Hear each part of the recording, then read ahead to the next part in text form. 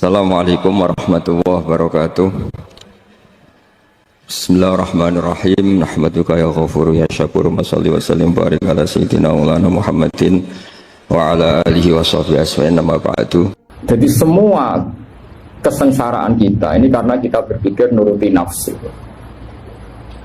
Andai kan kita tidak berpikir nuruti nafsu, maka kita tidak pernah sengsara. Misalnya sampai nurut tukaran mbek wong, tanggamu ngrasani kowe nuruti syariat Allah. Alhamdulillah iki dirasani tonggo, bisa kula kurang. Wes penak. Bojomu ngamuk. Jare nak Gusti jare jantung nak boten disupport niku marai mati gitu. Alhamdulillah niku wonten penggerak napa jantung. Wis ngono ae. Pokoke sing seneng urip sing seneng. Kowe tidak bahagia karena dihujat orang, itu nunggu sekian kasus baru dihujat orang.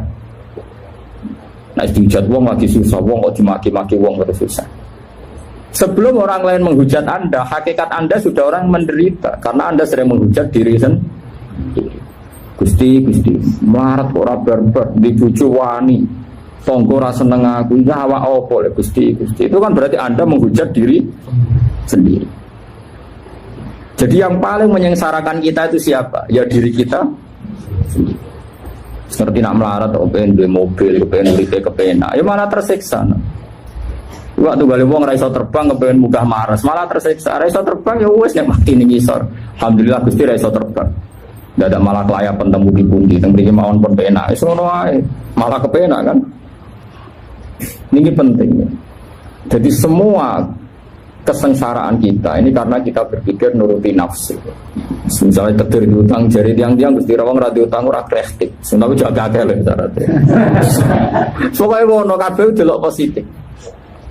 Piye dawuh ulama tasawuf niku jek eling tenan dawuh ulama. Kabeh ulama tahu sepakat. Kula apal makalah itu. Nafsuka matiyatuka farfuk biha. Piye awakmu wis kadung dadi kendaraan sowan ning pangeran. Farfuk biha. Kowe kudu mbok welasi. Piye wis dadi kendaraan ila Allah. Misale kula kok sayang rai kula, mergi rai niki sing kula damel sujud Gusti. Tangan kula Gusti, tangan niki sing pas kula sujud tak tekan teng panggonane sujud. Mergi kepen sujud teng jenengan. Dengkul kula Gusti niki sing kula damel sujud.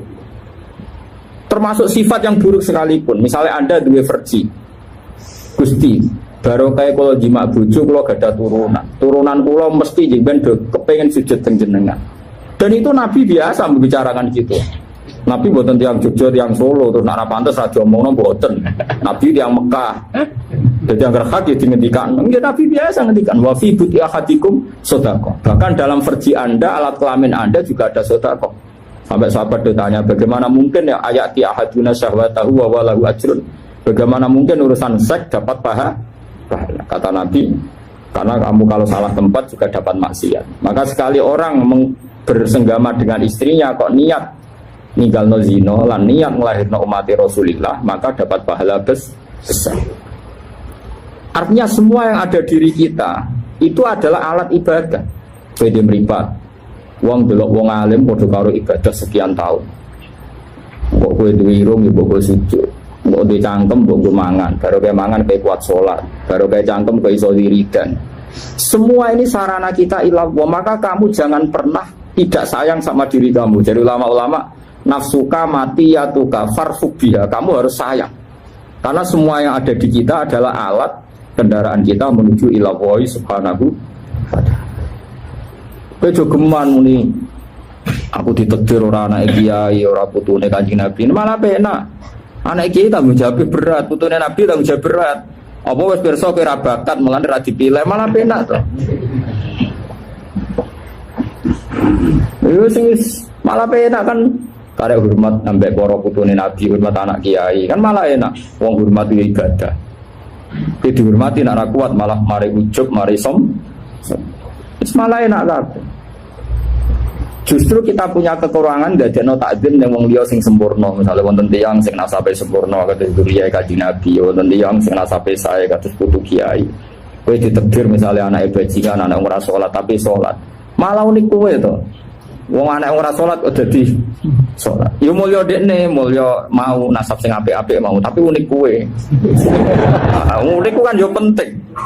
Pokoknya awakmu apapun yang terjadi ku sayang. Eleng-eleng makalah ulama ya, nafsuka matiyatuka. Matiyun makna kendaraan, nafsuka matiyatuka farfukiha. Awakmu iku kendaraanmu ila Allah. Malane mbok sayang. Misalnya kayak eleng rai ini rai sing kula damel sujud, pangan sing kula damel sujud, sing kula damel sedekah, damel kula kerja golek nafkah sing halal. Bahkan farji sekalipun iku sing dadekno kowe taksir umat Rasulullah sallallahu alaihi wasallam. Dawe Nabi tanakahu tanasalu takatharu fa inni mubahin bikumul ummah. Ki nang nikah nang di anak nak iso ya akeh, aku iku bangga nak umatku akeh. Cuma nak zaman akhir tak tafsiri nak iso ya sing akeh. Perkara ini zaman akhir kadang wong ra siap anake akeh. Kuwi ya ora karu-karuan lho. Itu maksudnya nak iso ya akeh. Ya sing dadi kebanggaane Kanjeng Nabi. Aja akeh terus ning dalan-dalan njogo lampu wah iku repot gitu. Eling-eling ya. Jadi kita ini punya nafsu dan nafsu ini alat kita masuk surga. Mengenai dawuh Umar bin Abdul Aziz kula eling. Min mana kibi Umar bin Abdul Aziz itu dia ngendikan begini, kalau eling makalah innali nafsan tawwaqah, saya ini punya nafsu yang sangat-sangat berontok itu nak cinta, nak seneng itu ora kebendung. Umar bin Abdul Aziz dia ganteng anak rojo, wong anggere wong wedok seneng dekne wong calon putra mahkota, bareng dekne dadi khalifah awake kurun tek padahal pas jabat ditakoi kena opo sampean saiki kok kuru padahal jadi presiden. Innali nafsan tawwaqah, karena saya punya nafsu sing sangat beruntung. Aku zaman nom sekali seneng cawe tok kudu kasih udah dibujuku. Saiki aku ya kepengin bus warga kudu kasih. Dina rino poso nak bunyi tahajud. Mergo aku innali nafsan tawwaqah. Ora kaya kowe seneng duit tenanan bareng seneng tahajud sak kobere. Oh iku gak priya, iku gak ada selera blas. Seneng duit tenanan, seneng cawe itu tenanan, bareng seneng pangeran sholat be angop. Pewani angop ngarepe pacarmu rawani. Canom-nom saiki pecundang, seneng nak pe pacaran muacak mlidit wapi, bareng pe sholat be angop. Mestine nak kowe di nafsu sing tawaqah, sing bronto, harus fair. Nak bronto cawe itu kowe siap-siap seperti itu, pemenang bronto be suar. Itu hebatnya Umar bin Abdul Aziz kan innali nafsan tawwaqah, saya ini sekali dua kesenangan kudu kasih. Aku zaman nom seneng cawe itu kudu kasih. Saiki aku wis tuwa kepingine swarga kudu kasih. Nak rino niku poso. Nak bengi niku tahajud. Mboten wani mangan gajine, wedi nak dekne dadi amirul mukminin ra sukses. Mulane tenggene kitab-kitab diarani khamisul khulafa, khalifah niku sekawan. Ono khalifah dinasti tabi'in atau tabi'in ya namun sinten Umar bin Abdul Aziz. Lan disebut apa ya khamisal khulafa, gelare napa ya khamisal khulafa. Sampai. Jadi misalnya kados kula sebagai wong alim ku pengen tenan umat Nabi niku iso ngaji. Sekali ngaji nggih seneng tenan. Kula lara-lara nang ngaji nggih mari seneng tenan. Tapi nek urusan ra ngaji niku kula rada tersiksa. Ojo kok muni seneng tapi loro sithik prai. Men kula mbek kiai-kiai yang loro prai niku rada engkar. Kok mboten ngaos nembe sakit. Kula rada engkar. Padahal pas nembe sakit salami templek ditompo, mestine kula mboten sakit nampi nembe sakit kan dadi fair. Pas mulang sakit juga alasan prai, pas disalami templek sakit lah. Nompo cara kula ra fair, cara kula lho ya. Tapi sampean aja anut cara kula, merusak wong akeh paham. Cara kula iku ya biasa wae, nak lara cek kon mulang nggih mulang. Wong mulang ora kudu teng majelis, misale teng rumah sakit sampean lara kan iso ngaji mek sing ngiki. Ndak kiye pe ngomong apa ora ngomong ngaji. Wong ngaji di mana saja kapan saja. Karena tadi innali nafsan tawwaqah, saya punya nafsu sing sangat berontok. Saiki tatuhu nafsi ilal jannah kata beliau. Saiki nafsuku berontok ning swarga, maka saya akan menghalalkan segala cara. Diri saya akan saya pergunakan dengan segala cara untuk menuju nopo swarga. Lane niku irji'i ila rabbiki radiyatan mardiyah. Carane piye? Orientasine ning pangeran. Lagi rumusnya napa? Fadkhuli fi ibadi. Kowe ngrasa bener-bener mau dadi kawula ning dunya. Kawulane pangeran aja mentang-mentang juga terus ngatur-ngatur wong saenake dhewe, mentang-mentang wong alim saenake dhewe. kudu mlebu fathuli fi ibadi. Apapun hebat Anda harus merasa jadi ubudiyah, kemawulan yang pengiran. Jadi misalnya ke sholat, ya mergo diperintah pengiran. Budak kok kakean nafsu. Misalnya kita jadi budak, dikongkon masak majikanmu masak sate, terus dia kepengen, aku entek 20 sunduk, itu sopan tau ora? Ora sopan. Nah, budak tenan kon masak sate, ya masak sing tenanan, kok majikanku ben mangan sing enak. Ora kok koyo ben mangan. Padha ke nak kepengin mlebu swarga ya salat sing tenanan, tapi rasa bayangno mlebu swarga. Nak wis fathuli fi ibadi kok lagi fathuli. Ya iki wong ora kepengine langsung swarga. Pokoke kula warai iki sampeyan nak ketemu Allah ben selamat niku kula jamin lah. Nah ilmu kula niku orisinil. Allah niku gak ada adat, gak ada sunnah lah dalam bahasa Quran. Perkara iku ana alamate. Dadi misale ana mendung alamate napa udan. Terus Allah niku nggih damel sistem. Salih waladzi ja'ala syamsa diya awal qamara nura wa qaddarahu manazila li ta'lamu adadas sinina napa wal hisab. Sehingga di sistem itu kita tahu musim hujan itu misalnya musim ini. Kalau musim kemarau ini posisi bintang pas di sini. Sehingga wong Jawa sing goblok lah roh iki musim hujan iki musim kemarau. Kalau ahli hisab, ahli astronomi ngerti kalau matahari di sini berarti musim ini, kalau matahari di sini musim ini. Begitu juga musim panas, musim gugur, macam-macam. Itu kita tahu, itu sunnahnya Allah. Dan itu yang bikin Allah, kita tahu. Tapi sekali ada hujan kok kamu bilang begini, wajar udan deres wong rendeng. Itu Allah tersinggung. Karena kamu nganggep udan itu jasane rendeng, ora jasane pangeran. Gak repot ngadepi pangeran. Ya memang begitu. Karena inginnya Allah manusia itu punya dua kecerdasan. Kecerdasan yang diciptakan nubuwah yaitu akidah dan kecerdasan yang diciptakan sains yaitu pengetahuan. Di kula terangno nggih cara mazhab Abu Hanifah banyu iku ora iso najis. Wis pokoke banyu iku nyucekno dadi ora iso napa najis. Tapi kalau dalam mazhab Syafi'i itu air yang tidak sampai 2 kolah. 2 kolah niku ukuran 1/4 itu sekira-kira 1 meter persegi. Berarti kiri kanan atas bawah niku napa? 1 meter niku pun 2 napa? Kula. Niku nak cari Imam Syafi'i jika air sebelum 2 kula itu kena najis sedikit rubah atau tidak rubah najis, nggih. Tapi kalau terlalu banyak meskipun kena macam-macam tidak napa? Tidak najis. Terus ila mata ghayyara kecuali yang rubah. Di misalnya ada limbah, ada kubangan besar gitu yang beribu-ribu liter, tapi kok warnanya sudah warna coklat, ya kayak tinja macam-macam itu dihukumin apa? Najis. Tapi wis macam-macam malah mazhab dalam air. Tapi saya pastikan itu mazhab ulama. Saya pastikan itu mazhab ulama. Kalau teks hadisnya begini nih, monggo nak jiran api latihan ijtihad, kok menyesatkan ya ora apa-apa, sementing ini latihan.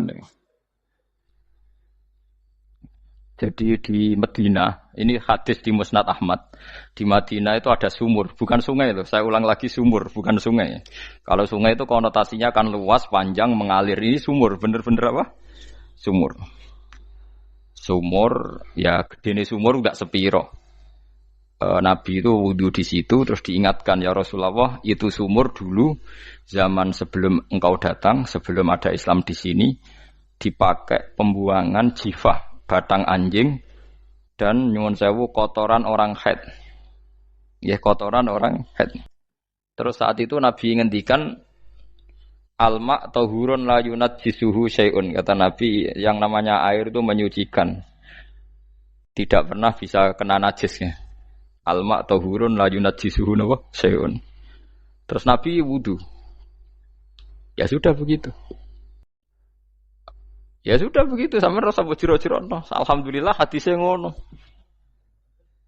Ya kan ya, paham kan ya? Nah. Mana sampean ditangkleti. Kulon sering ditanya sama orang-orang Jakarta, Gus, saya ini punya air langganan PDAM, itu dikelola dari sungai ini. Padahal sungai ini mulai tinja sampai sapi tank macam-macam ya ke situ semua, Gus. Terus gak baunya karena kaporit. Itu gimana itu, Gus? Suci ndak itu? Terus saya tanya, lah kamu pakai ndak? Ya sudah pakai, tapi tetap tanya hukumnya. Itu kan seperti yang di Jakarta itu kan misalnya yang diolah itu kan sungai macam-macam tuh, Lah itu yang limbah keluarga ya kalau untuk nyuci piring nggak apa-apa. Sapi teng macam-macam kan ke situ juga. Ya kan ya, cara kok ijtihad wi. Karena kalau menurut Syafi'i, dua kolah pun tidak ada pengaruhnya kalau terlalu banyak apa? Bahan yang apa? Najis, yang limbah itu yang najis. Ya jelas najis ya. Kalau teletong sapi kan ijek ono intikal madhab, rausul makul tohir. Kotoran hewan suci itu suci, masih banyak madhab yang mengatakan bahwa kotoran barang suci itu suci, masih bisa intikal. Kalau kotoran manusia itu lebih kriminal, enggak ada madhabnya itu. Jadi kotoran wedhus iku ono ulama sing darani suci, tapi nek kotoran ruhin gak ono. Nah, itu kan repot. Makanya kata sebagian ahli hadis, sebaiknya hadis itu tidak usah diijtihadi, pokoknya Nabi ngendikan begitu gitu. Ya sudah orang terus ya sudah begitu. Paham gitu terus seperti di sini misalnya yang di sini Gajah Wong itu kan atasannya sana mulai kali code kan wong macam-macam. Mulai wong buang kotor air besar, air kecil kan lewat semua. Macam-macam. Makanya masalah air itu pokoknya sifatnya air itu ma'an tahura, sifatnya air itu mensucikan. Mensucikan itu dua dalam mazhab Syafi'i itu. Air dan tanah. Air dan tanah. Terus sama Abu Hanifah ditambah satu. Ini kalau sampean coba tidak apa-apa, api. Makanya kalau ada boto, cara kene apa Mus? Boto ya. Boto bangunan apa? Boto. Itu kan kebanyakan kan kadang kan tipak buahan pletong itu kan ya. Terus dipakai boto. Dicampur-campur diulet-ulet. Terus dadi napa? Boto. Cara mazhab Syafi'i tetap najis, dipakai masjid tidak bisa karena sebagian bahannya dari apa? Najis. Cara mazhab Hanafi suci karena sudah dibakar. Karena api itu termasuk alat mensucikan. Alasannya Imam Abu Hanifah, orang yang fasik-fasik itu nanti disucikan pakai api neraka. Berarti api itu bagian dari alat mensucikan. Jadi misalnya Ruhin mau sholat dibakar, sholat suci gitu. Karena api itu mensucikan. Buktinya orang-orang yang masuk neraka nanti sebelum masuk surga kan disucikan dengan api. Mana ada di neraka disucikan pakai air? Artinya kalau ada batu bata itu yang dipakai dari najis ya kemudian dibakar itu berarti cara mazhab Hanafi suci. Alhamdulillah itu. Jadi kita bikin masjid nyaman karena bahannya dianggap apa? Suci. Lewat apa? Lewat apa? Api tadi dia dibakar. Tapi yang ngeri ya. Nggih. Ben sampean ngerti mazhab gitu. Terus saya memang tak niati setiap saya ngaji entah 1 2 tak sisipkan hukum fikih karena fikih ini yang kita alami keseharian. Nggih, fikih ini yang kita alami napa? Keseharian. Makanya saya minta teks hadis tadi jangan rubah. Pokoknya ada sumur loh tidak sungai. Sumur itu kan airnya tenang, tidak ngalir. Nyatanya Rasulullah sudah dilapuri. Ini batang-batang anjing dan bekas orang-orang haid, kotoran haid itu dibuang di situ ya Rasulullah. Terus Nabi menjawab, alma la yunajjis alma utahurun la yunajjisuhu syai'un. Terus orang-orang Syafi'iyah mentahmilkan dalam bahasa ijtihad itu dianggap itu mungkin sumurnya terlalu besar dan airnya terlalu apa? Banyak sehingga kotoran-kotoran itu tidak merubah warna. Tapi kata yang lain-lain masa yang benar aja gitu, masa banyu diam dimasuki kotoran gitu tidak nopo rubah. Nah itu ya itulah ijtihad. Ijtihad itu ya. Ijtihad itu guyonannya kan gitu. Pendapat saya benar mungkin salah, pendapat Anda salah mungkin apa? Benar. Karena ya sama-sama mirip-mirip itu untuk menganalisis itu. Yang jelas Allah mensifati air itu ma'an tahura, bahwa air itu punya sifat dasar mensucikan. Wah nek cara kula niku asal tidak terlalu ketok najis ngoten niku. Kaya PDAM ngoten niku enggak gak ambu taek terus gak ambu apa nek suci ngoten mawon. Dan takoki tapi kan asal usulnya di sana najis gini. Asal usul barang kok repot. Kula sering dibantai tiang-tiang sing terlalu napa was-was. Tapi jelas saya tahu sendiri. Sapi teng itu ngalir ke sungai gini-gini saya tahu sendiri. Tak jawab, saya juga tahu sendiri dari langit itu langsung air turun. Jadi artinya kalau dia melihat sisi najis ke sapi teng, melihat sisi dari gunung Merapi, dari langit kan langsung turun. Jadi kon eling najis wae tak eling sucine kan saya gitu. Dia ngilingi yang sisi najisnya dari apa? Limbah apa? Keluarga. Wa anzalna minas sama ima antahura. Air itu mensucikan. Nah, terus kedua masalah fikih yang saya jelaskan di sini, tahur itu sifat mubalaghah dalam madhab selain Syafi'i. Saya ulang lagi ya. Kula warai lugat ya. Kalau orang biasa terima kasih disebut syakir, disebut apa? Syakir. Kalau terlalu banyak terima kasih disebut apa? Syakur. Kalau kadang memaafkan disebut ghafir, orang yang memaafkan. Kalau sering memaafkan disebut ghafur. Jadi dalam disiplin lughat, kalau wazan fa'ul itu berarti menunjukkan terulang-ulang. Paham nggih, Pak? Apa? Terulang-ulang. Sehingga mazhab selain Syafi'i mengatakan air satu ciduk kan ya. Dipakai wudu, setelah itu mustakmalnya dipakai lagi boleh. Mustakmalnya dipakai lagi boleh. Alasannya fa'ul itu mubalaghah gitu loh. Jadi sesuatu yang terulang. Paham ya? Saya ulang lagi ya. Tahur itu kan wazannya fa'ulan. Tahuran berarti wazannya fa'ulan. Fa'ulan itu berarti ikut wazan mubalaghah.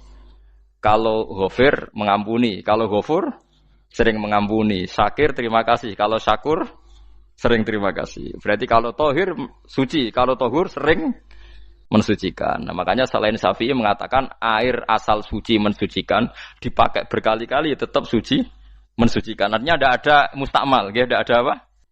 Tapi kalau dalam mazhab kita kan sekali bekas wudu mustakmal, bekas junub mustakmal karena sudah pernah dipakai sesuci. Nah itu mazhab kita. Mazhab Syafi'i. Sama anut di soalnya kalau cerita sama nak kedesek nggih nganggo sing gampang mawon. Jadi gampang kan. Ya masuk akal karena memang wazan fa'ulan itu untuk tadi untuk litakrir tadi untuk mengulang kayak ghafir nyepuro ghafurun sering nyepuro. Paham ya? Makanya orang itu kalau zalim itu ya zalim. Kalau zalum banget zalime. Makanya disebut Quran wa kanal insanu zaluman jahula. Zalim itu zalim biasa, zaluman banget zalime. Jahil itu goblok biasa, jahulan banget gobloke. Berarti kalau tohuron banget nyuciin berarti diulang-ulang. Makanya mazhab lain mengatakan air itu tidak ada mustakmal. Dan saya kadang ya intikal mazhab begitu. Nah intikal gimana? Coba kalau di hotel itu mustakmal. Hotel itu kan kotaannya cilik toh kan. Tahu nggak hotel mari rohen. Kotaannya cilik. Terus kalau kita misalnya junub atau apa pakai ciduk itu kan tetap nyiprat Tomus. Nyiprat kena banyu di kotak yang cilik. Jadi kalau gak intikal mazhab pusing kan kita. Iya kan? Terus kemudian intikal lah ya suci guys. Takoki pangeran, kok gue bolak-balik intikal mazhab Gusti. Dari sapa jare Gus Pak ngono takoki. Lah kowe muni kowe kok takoki malah pusing.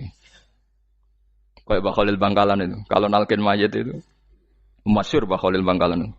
Tidak nalkin mayit itu. Yo kan yo, aku sibuk urusanku akeh. Takoki malaikat ngenteni Mbah Khalil. Tinggal mire. Sing ngono tok. Nalkin meneh. Yo ciyo, soe nak takoki malaikat marbuka manabiuka ngenteni ketuane. Maksudnya ngenteni dekne. Ya sudah ditinggalin. Ya orang ditakoki wong dekne orang kabudut. Pokoke diwarai kabeh. Nah, terakhir beliau rodok modern. Ngenteni ketua rombongan pokoknya. Jadi nanti yang jawab itu ketua rombongan. Tapi aja tiru kan ngono takoki malaikat ngentosi Gus Pak. Aku teko tutuki mawon Gusti. Tuan.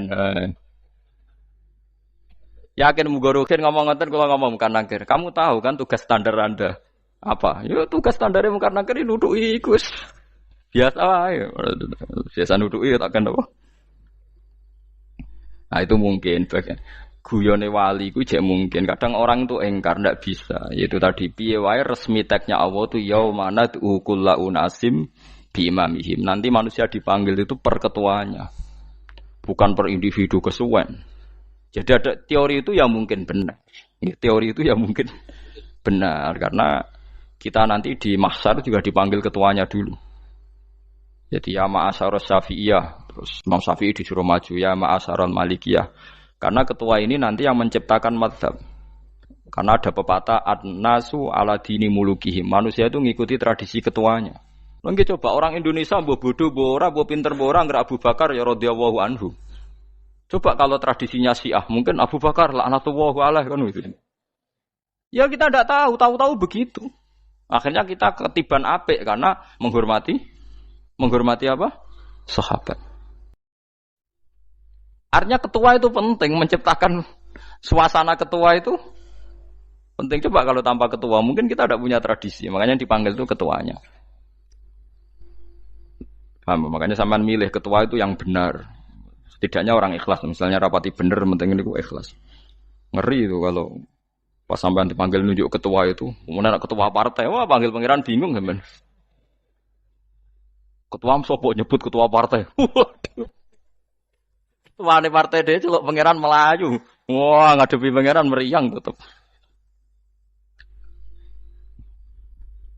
Paham gitu. Jadi nanti sampean itu ditanya itu lewat nopo? Lewat nopo? Ketua. Terus ketua nanti itu ngecek ada nur yang dipakai alamat dia ngikutin ndak. Nah, yang paling ngeri ya termasuk Rasulullah. Rasulullah itu nanti pakai standar itu. Inna umati yut'auna yaumal qiyamati hurran muhajjalin min atharil wudu. Itu kan ada tanya jawab sama sahabat. Kata Rasulullah, kamu tidak usah khawatir kalau saya meninggal. Meninggal saya itu baik. Hayati khairun lakum wa mamati khairun lakum. Saya hidup di antara kalian ya baik, setelah saya meninggal juga baik. Ya Nabi ya unik. Amma hayati fali asunna lakum as-sunan. Kalau saya masih hidup, berarti saya bisa meneladani kamu melakukan beberapa sunnah, beberapa tradisi. Sunnah itu tradisi. Jadi orang kudu artinya sunnah itu wajib atau sunat. Buktinya di Quran ada sunnatallahil latif sunnatullah fil ladzina khalau min qabl. Jadi sunnahnya, tradisinya Allah menghukumi orang-orang dulu. Itu bisa orang benar, bisa orang tidak apa? Benar. Kata Nabi, kalau saya masih hidup, fali asunna lakum asunan, saya bisa mentradisikan kamu beberapa sunnah, bisa wajib, bisa sunnat. Wa amma wafati ya khairun lakum. Kalau saya sudah meninggal nanti juga bagus. Mergo aku nak SK pundhut jare Nabi aku jejer pangeran. Dadi nak roh kowe apik, saya muji Allah, nak roh kowe elek langsung saya minta ampunan kepada Allah.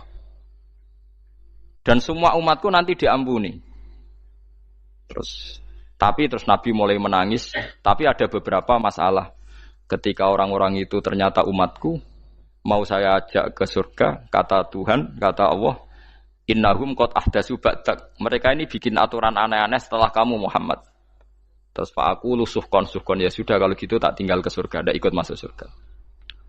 Nah kemudian ulama berdebat ahdatsu itu apa? So, ada yang itu bid'ah gitu, macam-macam.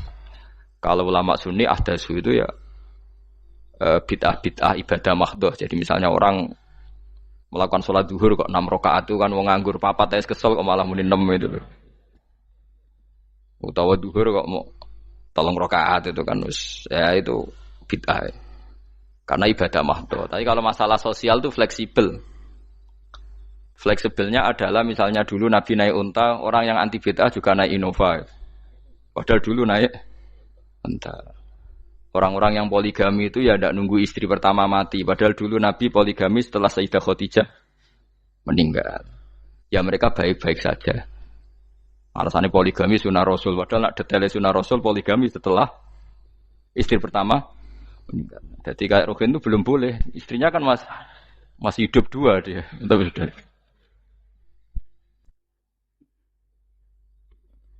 Nah, bukan artinya kalau sampean memaksakan gitu. Sampean kalau enggak percaya saya bacakan ayat. Wal khailah wal bihola wal hamira litarkabuha wazina. Kamu bisa naik kuda, naik onta, naik himar. Setelah kamu naik dan kamu tenang di atas punggungnya, litastawu ala zuhuri, tsumma tazkuru ni'mata rabbikum idza stawaitum 'alaihi wa taqulu subhanalladzi sakhkhara lana hadza ma kunna lahu mukrin. Artinya ketika kita naik onta zaman dulu dan tagnya memang onta, itu terus kamu baca subhanalladzi sakhkhara lana hadza. Apakah sekarang kesunatan baca itu kalau yang ditumpai onta, sehingga kalau yang naik Innova tidak usah baca itu gitu. Wah aku numpakku ora onta kok, dadi ora usah maca subhanallah dia wah. Sakhkhara lana. Dhisik Nabi maca iku mergo numpake unta. Ya ngajak goblok bareng tuh, mosok umat sepuh kanthi begitu itu. Makanya sensitif, bakas bid'ah ndak itu sensitif. Enggak usah dibahas, biasa saja. Nek senara cocok ya diem aja. Udah, sebenarnya nara cocok kalau sampai ngelakoni tapi tidak usah komentar karena jelimet. Saya pernah ditelepon orang, dimaki-maki. Orang Sidoarjo. Padahal wong Jawa Timur, ya aneh. Kan ada orang matur Rasulullah namanya Abdullah bin Amr. Ya Rasulullah, saya ini kuat puasa terus. Kata Nabi, jangan puasa 1 bulan 3 hari saja itu sama dengan 1 bulan penuh karena 1 puasa sama dengan 10. Masih balelo terus termasuk menyangkut Quran. Ya Rasulullah, saya ini tiap hari khatam Quran, jangan 1 bulan sekali saja baru khatam. Enggak ya Rasulullah, saya ini ingin sering khataman. Ya sudah kalau gitu seminggu sekali sab'a layal. Saya lebih kuat ya Rasulullah, 3 hari. 3 hari saja khatam sekali. Iqra'hu fi salasin kata Nabi. Ya Rasulullah, saya lebih kuat ketimbang itu. Tidak ada yang lebih baik ketimbang itu kata Nabi. Kemudian orang itu anti semaan karena semaan itu kan 1 hari khatam. Paham ya? Maksudnya hadis tadi yang di Bukhari dipakai dalil anti apa? Semaan karena semaan itu 1 hari apa? Khatam. Lewat telepon pertama lewat santri saya, terus lama-lama lewat telepon. Saya tanya, kamu bacanya hadis kira-kira sama saya banyak mana? Kayaknya banyak jenengan. Terus saya tanya, betul Nabi menyuruh khatam tiap 3 hari? Ya. Betul Nabi nyuruh khatam tiap 1 bulan? Ya. Ya sudah, lakukan saja. Anda sering enggak khataman tiap 3 hari? Tidak pernah, setahun aja tidak mesti. Lah iya, kalau Nabi melarang baca Quran tiap hari kamu setuju, tapi Nabi nyuruh tiap hari khatam kamu tidak setuju. Enggak apa-apa, kamu anti semaan enggak apa-apa, tapi lakukan perintah Nabi tiap 3 hari khatam. Menang deh. Lah itu maksud saya. Anda tidak apa-apa milah-milah bid'ah sesuai versi Anda, pemahaman Anda, tapi yang fair. Kalau Anda anti semaan ya harus tiap 3 hari khatam karena dawuh Nabi iqra'hu fi kulli salasin. Enggak juga kan, mereka juga orang yang enggak jarang baca. Jarang baca apa? Lah itu enggak fairnya di situ. Makanya dia biasa mawon. Cuman semaan hafal Quran wis semaan. Nah, hafal Quran ya wiridan, malah lucu to hafal Quran kok semaan. Ya yes, ngono ae hafal ya nyemak kan, kok kesel dimulai. Dibang nyemak sampai gremeng. Bariku mangan entek akeh kan malah lucu. Wong nyemak yo do kurang ajar. Jajal kok nyemak ki delok ngarep mbek guri tok, agar kebar ya wis. Aku seru kelakuane wong nyemak. Kan dekne ra hafal kan yo. Biasane nyegat guri to. Oh, agar gurine kembar pojok. Wis. Mau agar gurine pojok kembar. Ya sing semaan akhire pinter sing maca kembar gurine. Paham gitu, terus paham gitu, tohuron gitu, tak latih memahami Quran secara luwat. Quran bagaimanapun bilisanin arabiyim mubin. Ada ulama yang berpendapat tohir itu dimubalaghahkan tohur, seperti ghafir, ghafur, syakir, syakur. Sebab itu menurut mazhab ini tidak ada air apa musta'ma. Tapi kita biasa mazhab Syafi'iyah apa? Ada apa? Ada musta'ma. Itu masalah-masalah ijtihadiyah, masalah-masalah ijtihadiyah. Kalau masalah ijtihadiyah tadi pendapat saya benar mungkin salah, pendapat Anda salah tapi ya mungkin benar itu. Wa anzalna minas sama ma'an tahura, mutahhiron tegese banyu iku sing nyucekno. Linuhya supaya maringi urip ingsun. Bihi sebab anane banyu baldatan ing daerah maitan kang mati. Jadi istilah resmine pangeran yo, aku nak nguripno bumi iku yo nganggo lantaran banyu. Dadi aja mbok soal pangeran kok butuh lantaran. Waduh repot. Mung Qur'ane pangeran dhewe istilahno aku nak nguripno bumi lewat lantaran banyu. Ya rasa mbok jurok-jurokno. Pangeran kok butuh lantaran. Lah lantaran lah ya iso, tapi nek Allah nganggo lantaran ya oleh, ya aja terus Allah kok nganggo wasilah. Wah ya malah kacau. Ora usah ngono-ngono, ora usah mikir.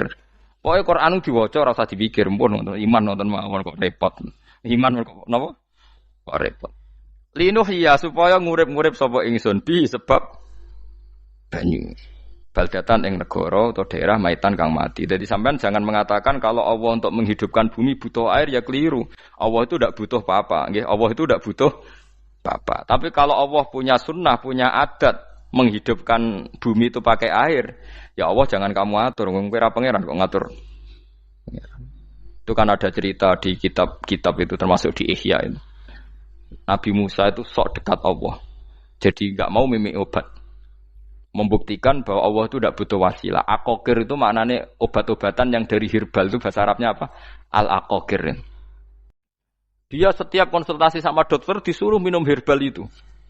Enggak mau dia. Enggak, saya akan disembuhkan Allah langsung, enggak usah lewat obat apa herbal katanya. Tiap dokter ditanya jawabannya sama. Oh, dokter goblok. Kamu belum tahu ya kalau Allah itu tidak butuh wasilah. Malah marah-marah dia tuh. Akhirnya dia konsultasi langsung ke Tuhan. Apa betul ya Allah saya butuh minum aqaqir? Terus, lah kata dokter gimana? Karena herbal itu fungsinya gini-gini. Terus, Musa, sing gawe fungsi herbal ngono iku sapa? Nggih jenengan. Lah yo aku gawe fungsine ngono kowe ngombe kok ora gelem. Sing gawe iku ya aku. Jadi sing gawe bodrek ku nek kowe ngelu, bodrek mandi sing gawe ku ya pangeran, rumangsamu sapa? Sing gawe ruhe nak bar kelon lega ya pangeran. Mangsamu sapa? Umane bojone ayu kan. Ah, sing wis pangeran ora usah aku isin gengsi, ora usah ngono. Lha muni elek dibanding bojone ning swarga, nek ning donya ya ayu, nguruhin ya diselera kok udarane. Paham gitu. Terus itu masalah yang enggak akan selesai ila yaumil kiamah. Jadi ada cara pandang langsung Allah itu ya bisa. Tapi misalnya ada sunnatullah ya jangan kamu tentang. Termasuk Nabi Musa akhirnya Nabi Musa mau minum, setelah minum sembuh. Terus ketika sembuh diberitahu Allah, memangnya kenapa kalau minum obat itu? Obat itu ada khasiatnya yang bikin juga Allah. Kok kamu hindari itu alasannya apa? Wong yang bikin juga Allah. Makanya kalau kamu percaya wasilah, kalau terpaksa percaya, kamu harus yakin bahwa nomor satu adalah Allah Subhanahu wa Ta'ala. Kalau kamu takut orang itu syirik, ya gak apa-apa kamu lawan, harus kamu lawan. Memang selera kamu begitu. Kamu harus tidak usah ikut pakai, wong kamu khawatir, tidak apa-apa. Jadi sing khawatir syirik, ora usah nganggo ali-ali, ora usah nganggo ake. Tapi sing seneng dagangan, ya nganggo. Ora usah jimat-jimatan ini hati napa booming ngoten mawon niati dagang. Kulo nu diakek larang sedurunge rame-rame akek. Bareng akek kerame terus mboten kula nggo. Wah, darani murah repot. Nggih kula mboten sombong. Dulu akeknya bapak itu zaman Bapak Sugeng tuh pernah ditawar ditukar mobil. Zaman itu mobilnya seharga 60 juta. Dan itu wasiat bapak untuk saya. Saudara saya sepakat itu untuk saya. Dulu kadang-kadang tak pakai. Setelah akek booming terus dikira ini yang gelondongan berapa kilo. 25.000 muruah camah cara Jawa camah tidak pernah tak pakai. Saya yakin ikut turun itu aki-aki yang mahal itu karena dikira yang produk ya yang asal itu yang itu. Paham gitu tuh sampean biar tahu duduk perkara ini. Jadi tohur ya tohuron itu sifat mubalaghah. Tapi kalau dalam madzhab Syafi'i tohur itu ismul alat. Jadi tidak maknanya mengulang-ulang sehingga Imam Syafi'i tidak membolehkan wudu pakai air apa? Mustamal. Lah menurut hadis kayaknya benar Imam Syafi'i secara lahir. Karena Nabi ngendikan sisa air wudu itu membawa dosa Anda. Kata Nabi, jika seseorang wudu maka kotorannya keluar dari ajfan, dari pelapuk mata, dari apa sampai keluar dari mimbaini adzofiri, sampai keluar dari bawah-bawah apa? Kuku. Sehingga kalau air ini sudah membawa kotoran dosa Anda, berarti air ini kan sudah menjadi air kotor. Andai kan Anda mukasyafah, maka air ini sudah penuh dengan kotoran. Enggak mungkin air yang sudah penuh kotoran dipakai wudu lagi. Itu cara berpikir Imam Syafi'i. Ya sampean ikut mana ya? Ya gampang kan kalau keadaan normal ya ikut Syafi'i, kalau air banyak, kalau tidak normal ya ikut mazhab yang lain. Kan gampang. Gitu aja kok repot tuh. Ya itu pentingnya orang ngaji ya di situ tuh harus banyak pilihan. HP kartune loro masa madzhab mesti tok. Nah, itu kan gitu. Ya pokoknya gitu. Kalau yang percaya wasilah ya pakai istilah pangeran linuhyabi baldatam maita, ada kata bihi. Allah menghidupkan bumi itu dengan pelantaraan air, padahal Allah tidak butuh perantaraan. Tapi yang anti ya enggak apa-apa. Memang yang percaya wasilah itu ya bahaya juga. Ya pokoknya ya sudah pakai dua kartu apa susahnya tuh. Ya enggak apa-apa. Asal ada ilmunya, ya, tidak karena emosi, memang ada apa? Ada ilmunya. Linuh ya bihi baldatam maita. Wanus qiyahu. Lan nyirami ingsun yastawi podo bal data maita bitakhfif lan takhfif maita maksudnya buatan mayita tapi napa maita yastawi podo fi ing dalam dawa maita napa al mudzakkar mudzakkar anas lan muannas zakarahu mudzakarna sapa Allah taala hu ing dawa maitan bi tibaril makani kelawan diitung tempat maksudnya maitan wanus qiyahu niku masalah nahwu lan nyiramno ingsun hu ing banyu ilma ategese banyu mimma sing perkara khalaqna kang wis gawe ingsun gawe siraman an aman ing pira-pira raja kaya kewan ibilan tegese unta wa bakaronan sapi wa namanan wedhus wa anasiya lan pira-pira manusa kasiron kang akeh iki unike Quran kadang kewan mbek manusa iku dibakas dhisik kewane engko nek ndelok dosa mbek ora ya apik kewan tapi nek ndelok diakal mbek ora ya apik manusa tapi nek didelok manusa mbek kewan niku dosa ndi dosa manusa mulane nek salat istisqa iku kesunatane gawa kewan. Lho nggih tenan mboten guyon sampean delok kabeh kitab fikih nek salat istisqa kesunatane iku wong kon gawa apa? Kewan. Tapi aja kethek lho ya. Contone ngono iku ya kaya wedhus sapi. Engko terus go kethek ula bulus wah malaikate bingung wah. Ajete kewan tapi aja bulus kethek ula.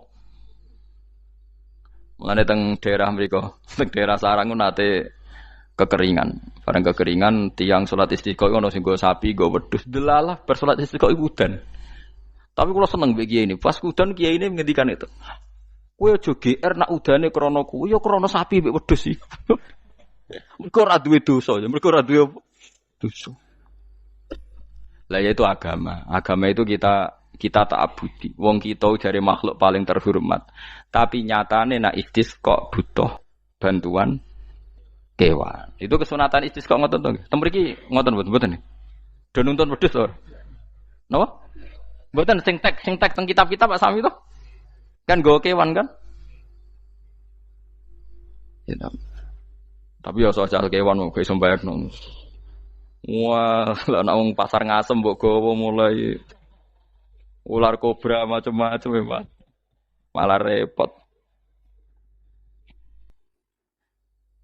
Ndak ini menunjukkan nggih karena manusia iku akeh dosane. Mulane jemben teng ora-ora mahsar iku manusa ora kepengin apa kewan ora kepengin dadi manusa tapi manusa kepengin dadi kewan. Makanya nanti ketika ngadepi hisab gak kuat wa yaqulul kafiru ya alaytani kuntu napa turaba. Maksudnya kuntu turaba ya Allah saya jadikan kewan sing di akhir segalanya didhawuhi Allah kuni turaban. Kamu sekarang cukup jadi turab.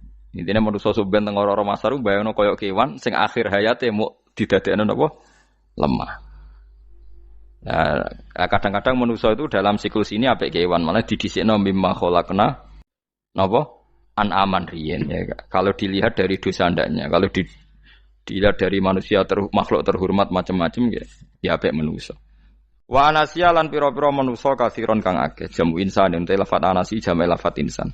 Wasu te asline lafat insan iku anasinu. Faudilat moko digenti apa anunun digenti ya aning ya. Wa timat lan dene isopno fiha ing dalem ya apa ing dalem ya apa al ya ya. Maksudnya ya sing sangka nun diidghamno be ya asli. Au jamu insin te jamu lafat insin. Walaqad sarrafna lan teman-teman molak-malik ingsun to mutar-muter ingsun. Hu ing ma'il ma'atik sebanyo bainahum antarane wong akeh liat zakaru wa gelem eling sapa ngakeh. Asluhu ya tadzakaru.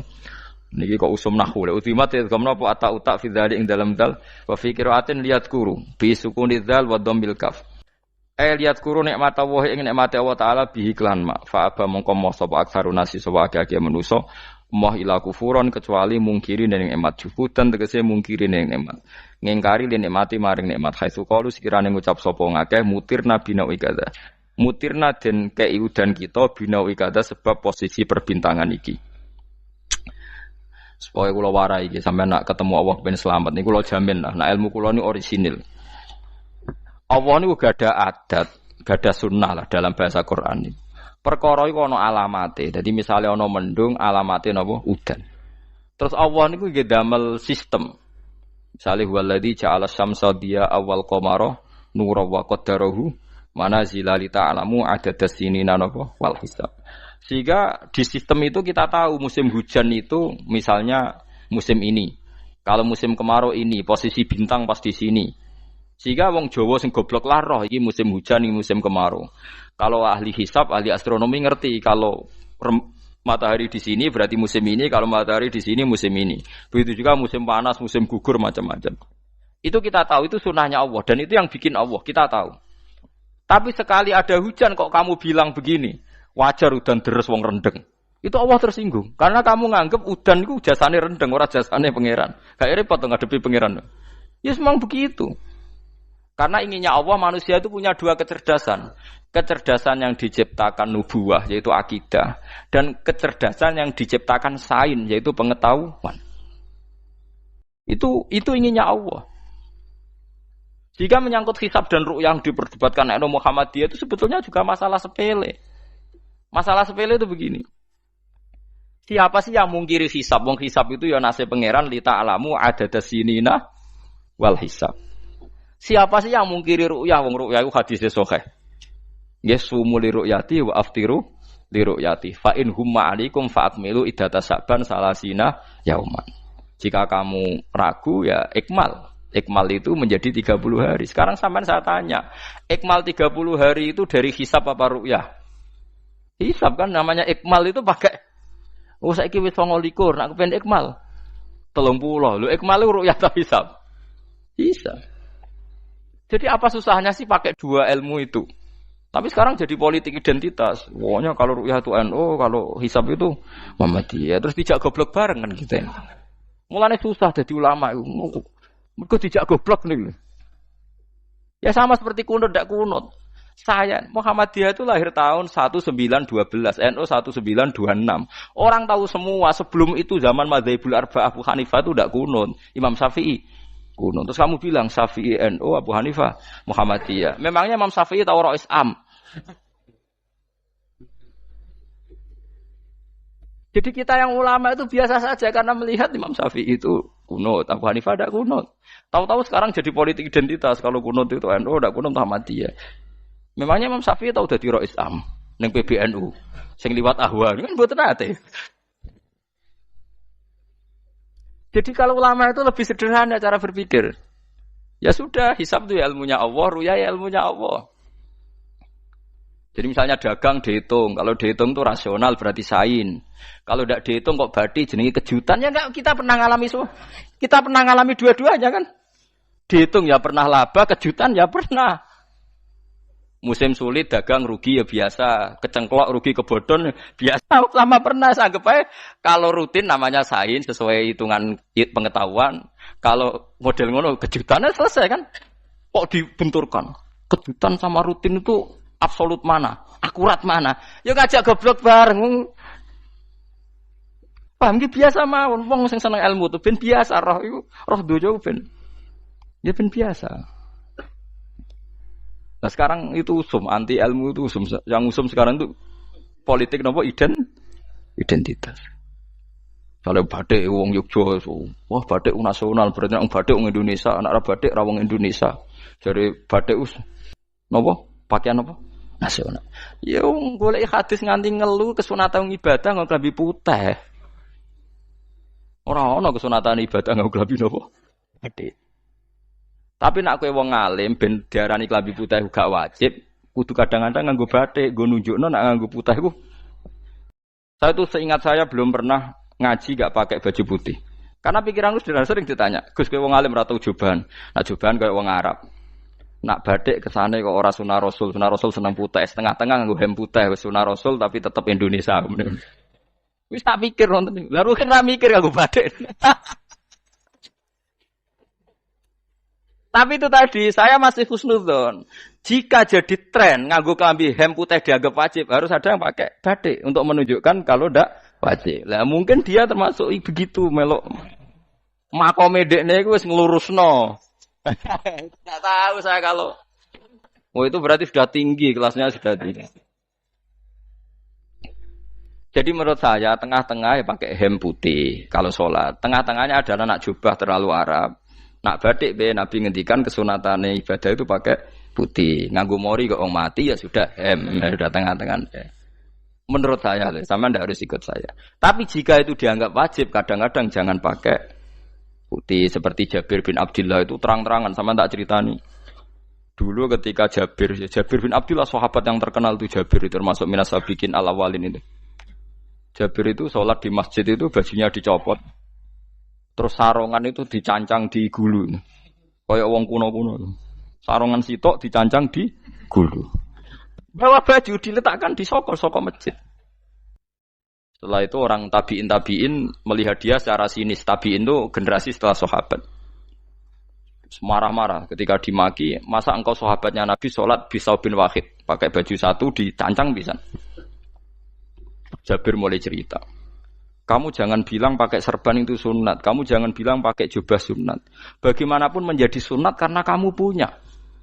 Sehingga kamu bilang sunat karena kamu punya. Dulu kita zaman Rasulullah masih hidup, kita semua itu tidak punya baju, punyanya satu. Sehingga Nabi tidak berani mensunatkan pakai baju dua, kesunatan serban, karena kita hanya punya pakai baju satu. Kita harus mikir bagaimanapun di antara kesunatan itu karena kita mampu. Setelah tidak mampu, tidak ada sunat. Terus Jabir mulai marah-marah, termasuk yang diceritakan. Kalau kamu bungkus orang mati gimana? Ya tak bungkus utuh sampai sikil beda sirah ketok. Ya kan ya, nah ini mau mati dibungkus sempurna tuh. Nanti kok pepes itu ya dibungkus, terus bariku lagi dibuka raine ya mus, sing mudin rai ya. Terus Jabir cerita, cara kowe wajib to ora jare Jabir? Nggih wajib. Ya wajib mergo iso.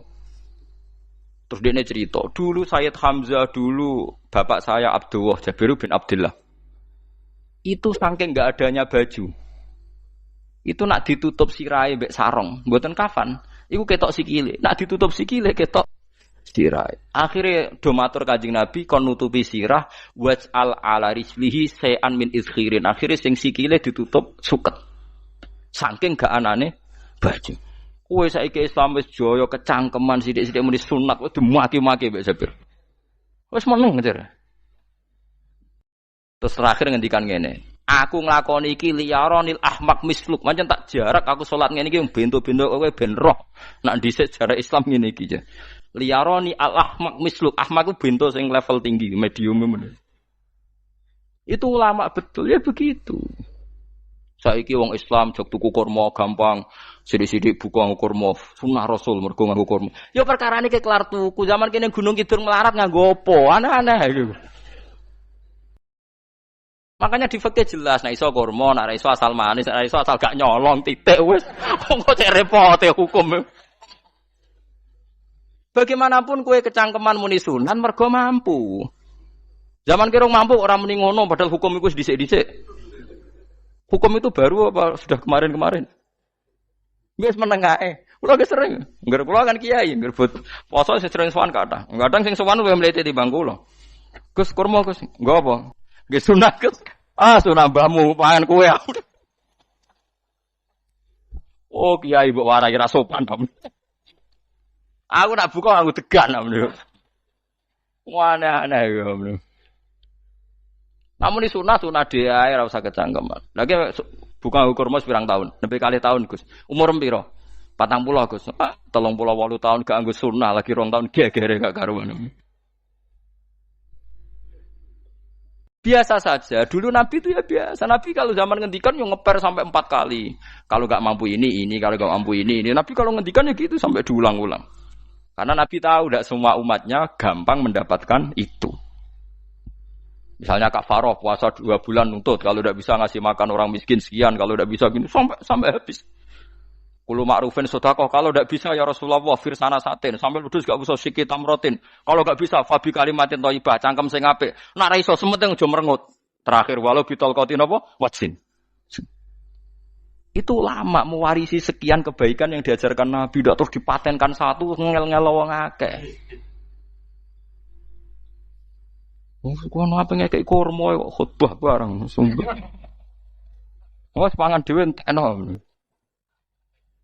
Ya ana sing sabar. Wes kula tobat Gus mun mboten ngomong-ngomong ngono ya.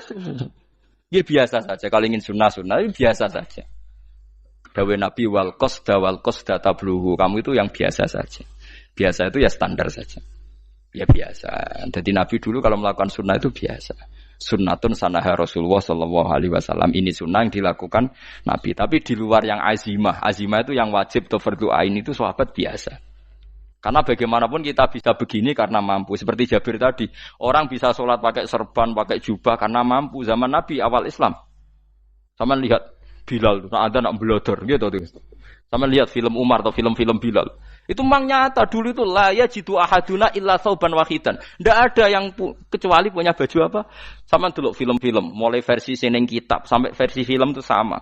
Bilal nak adzan ya blodor. Ora adzan di blodor gak sopan. Oh memang ya duwene klambi mok sitok iku. Adlok ceritane Sa'labah bar salat salam langsung melayu. Berkali-kali yang bersalam melayu. Dibeli apa kita kayak ya salah bang bersolat orang witir melayu kenapa saja takoki ya Rasulullah takoki Nabi salah bah kata sahabat-sahabat kowe nak salat bar mulai langsung melayu ya Rasulullah kami kula namung setunggal istri saya di rumah aja utuh itu saking tidak adanya baju saya nang sunatno kon ya begitu. Makanya ketika Sayyidina Umar idza ausa Allah fa ausiu. Nanti kalau sudah jembar ya jembar. Nak lagi ruwet ya ruwet. Ya sudah biasa saja. Paham ya? Jadi kalau suwun misalnya malah yudroku kullu, la yudroku nopo kullu. Kalau tidak bisa semua jangan sama sekali. Jadi misalnya kita tidak bisa jubahan, tidak bisa serbanan mergo ora wong Arab. Supaya saya ndak keriting jubahan kok tonggo ya guyu. Paham nggih? Wah aneh ngono. Kemudian ana ora kaji kok jubahan malah digugat wong akeh. Ya sudah pakai hem putih saja. Yang penting dua semangat sunnah putihnya misalnya. Ya tengah-tengah gitu. Tapi kalau kira-kira dianggap wajib ya kan ganti badik kayak Ruhin itu. Itu makomnya sudah itu tadi. Sudah tinggi sekali.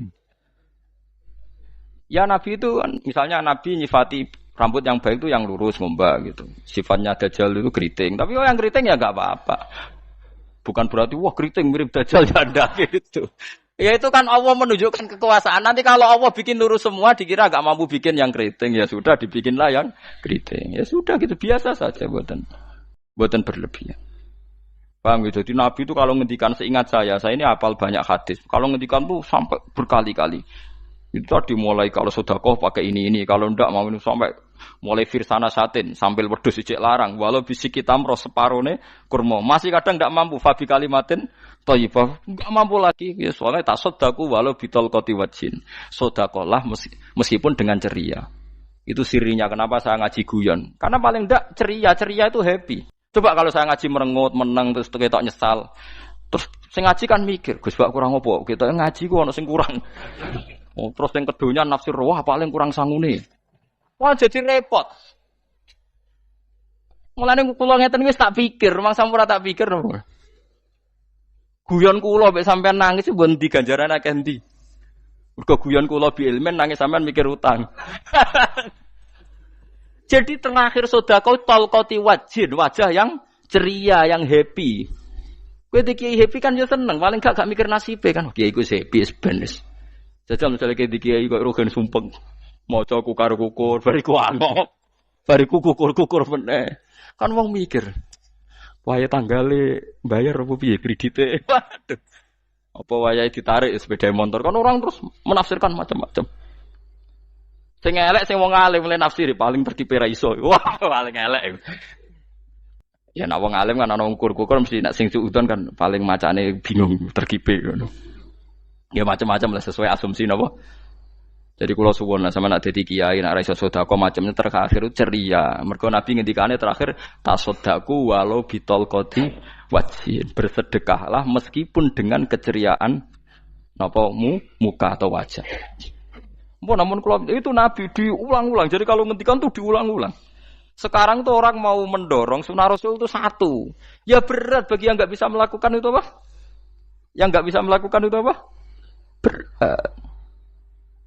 Jadi dibacalah hadis itu dibaca utuh. Ya bukan kita apa ya mau sekolah kepingine kabeh umat Nabi itu happy. Mergo selama itu tidak maksiat berarti anut ajaran Kanjeng Nabi Muhammad sallallahu alaihi wasallam. Ma khuyira Rasulullah baina amrayni ilakhtara aisaruhuma malam yakun isman. Rasulullah itu tidak pernah disuruh milih dua hal yang berbeda kecuali milih yang paling gampang. Asal itu tidak barang dosa. Itu hadis muttafaq alaih. Ma khuyyira Rasulullah baina amrayni illa ikhtara napa aisaruhuma malam yakun napa isman.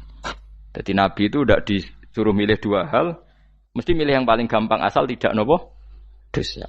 Makanya Nabi kalau ditanya, ya Rasulullah sampean nanti tawaf pakai unta apa ndak? Kesel ndi? Nggih kesel melaku, ya naik unta saja. Makanya Nabi kalau tawaf dulu pakai apa? Unta. Saiki mulane Arab Saudi PG MRT mergo dhisik Nabi unta terus saiki nganggo napa? Kereta lingkar. Sekarang baru diperdebatkan. Cek kurang ajar itu sebenarnya no tamu spesial, misalnya pejabat negara sebenarnya atau wafu numpak kereta muter. Diarani rasah dhisik Nabi numpak unta, diarani sah cek kurang ajar ning dhuwur. Terus sampai angop-angop terus tawaf. Sampeyan muni sah ta ora ya, jujur. Muni rasah Nabi dhisik tawaf. Ngagem unta muni sah kok kurang ajare. Wah, ya misalnya numpak kereta asenan anggap sidik-sidik sebeng pitu. Kurang ajar juga. Saat ini lebih diperdebatkan, tapi ya mbak, saya bakas ngono, ben ngerti hukum sampean, ben ora anak kiai ku bingung, ulama yo mikir hukum. Iku ketok ceria kalau sampean ora bingung ora ceria. Fa aba mongko mos sapa aksarun nasi sapa akeh manusa mo ila kufuron kecuali ngafirin emate Allah juhudun tegese engkar nikmati maring nikmat haitsu qalu sekirane ngucap sapa kufar mutir nabi nawi kada mutir nadien kaeringi udan kita binawi kada sebab posisi bintang sing ngene iki walau syi'na la ba'atsna fi kulli qaryatin nadhira walau syi'na umpama ngersakno ingsun Allah la ba'atsna yektine nugasno ingsun to ngutus ingsun fi kulli qaryatin ing dalam saben-saben daerah desa nadhiron ing wong sing ngelingno. Umpama Allah ngersakno kabeh desa yo nabi, tapi kok kakek nabi malah repot kan. Yukhawifu kang ngekeki peringatan sapa nabi ahlah ing penduduk Korea.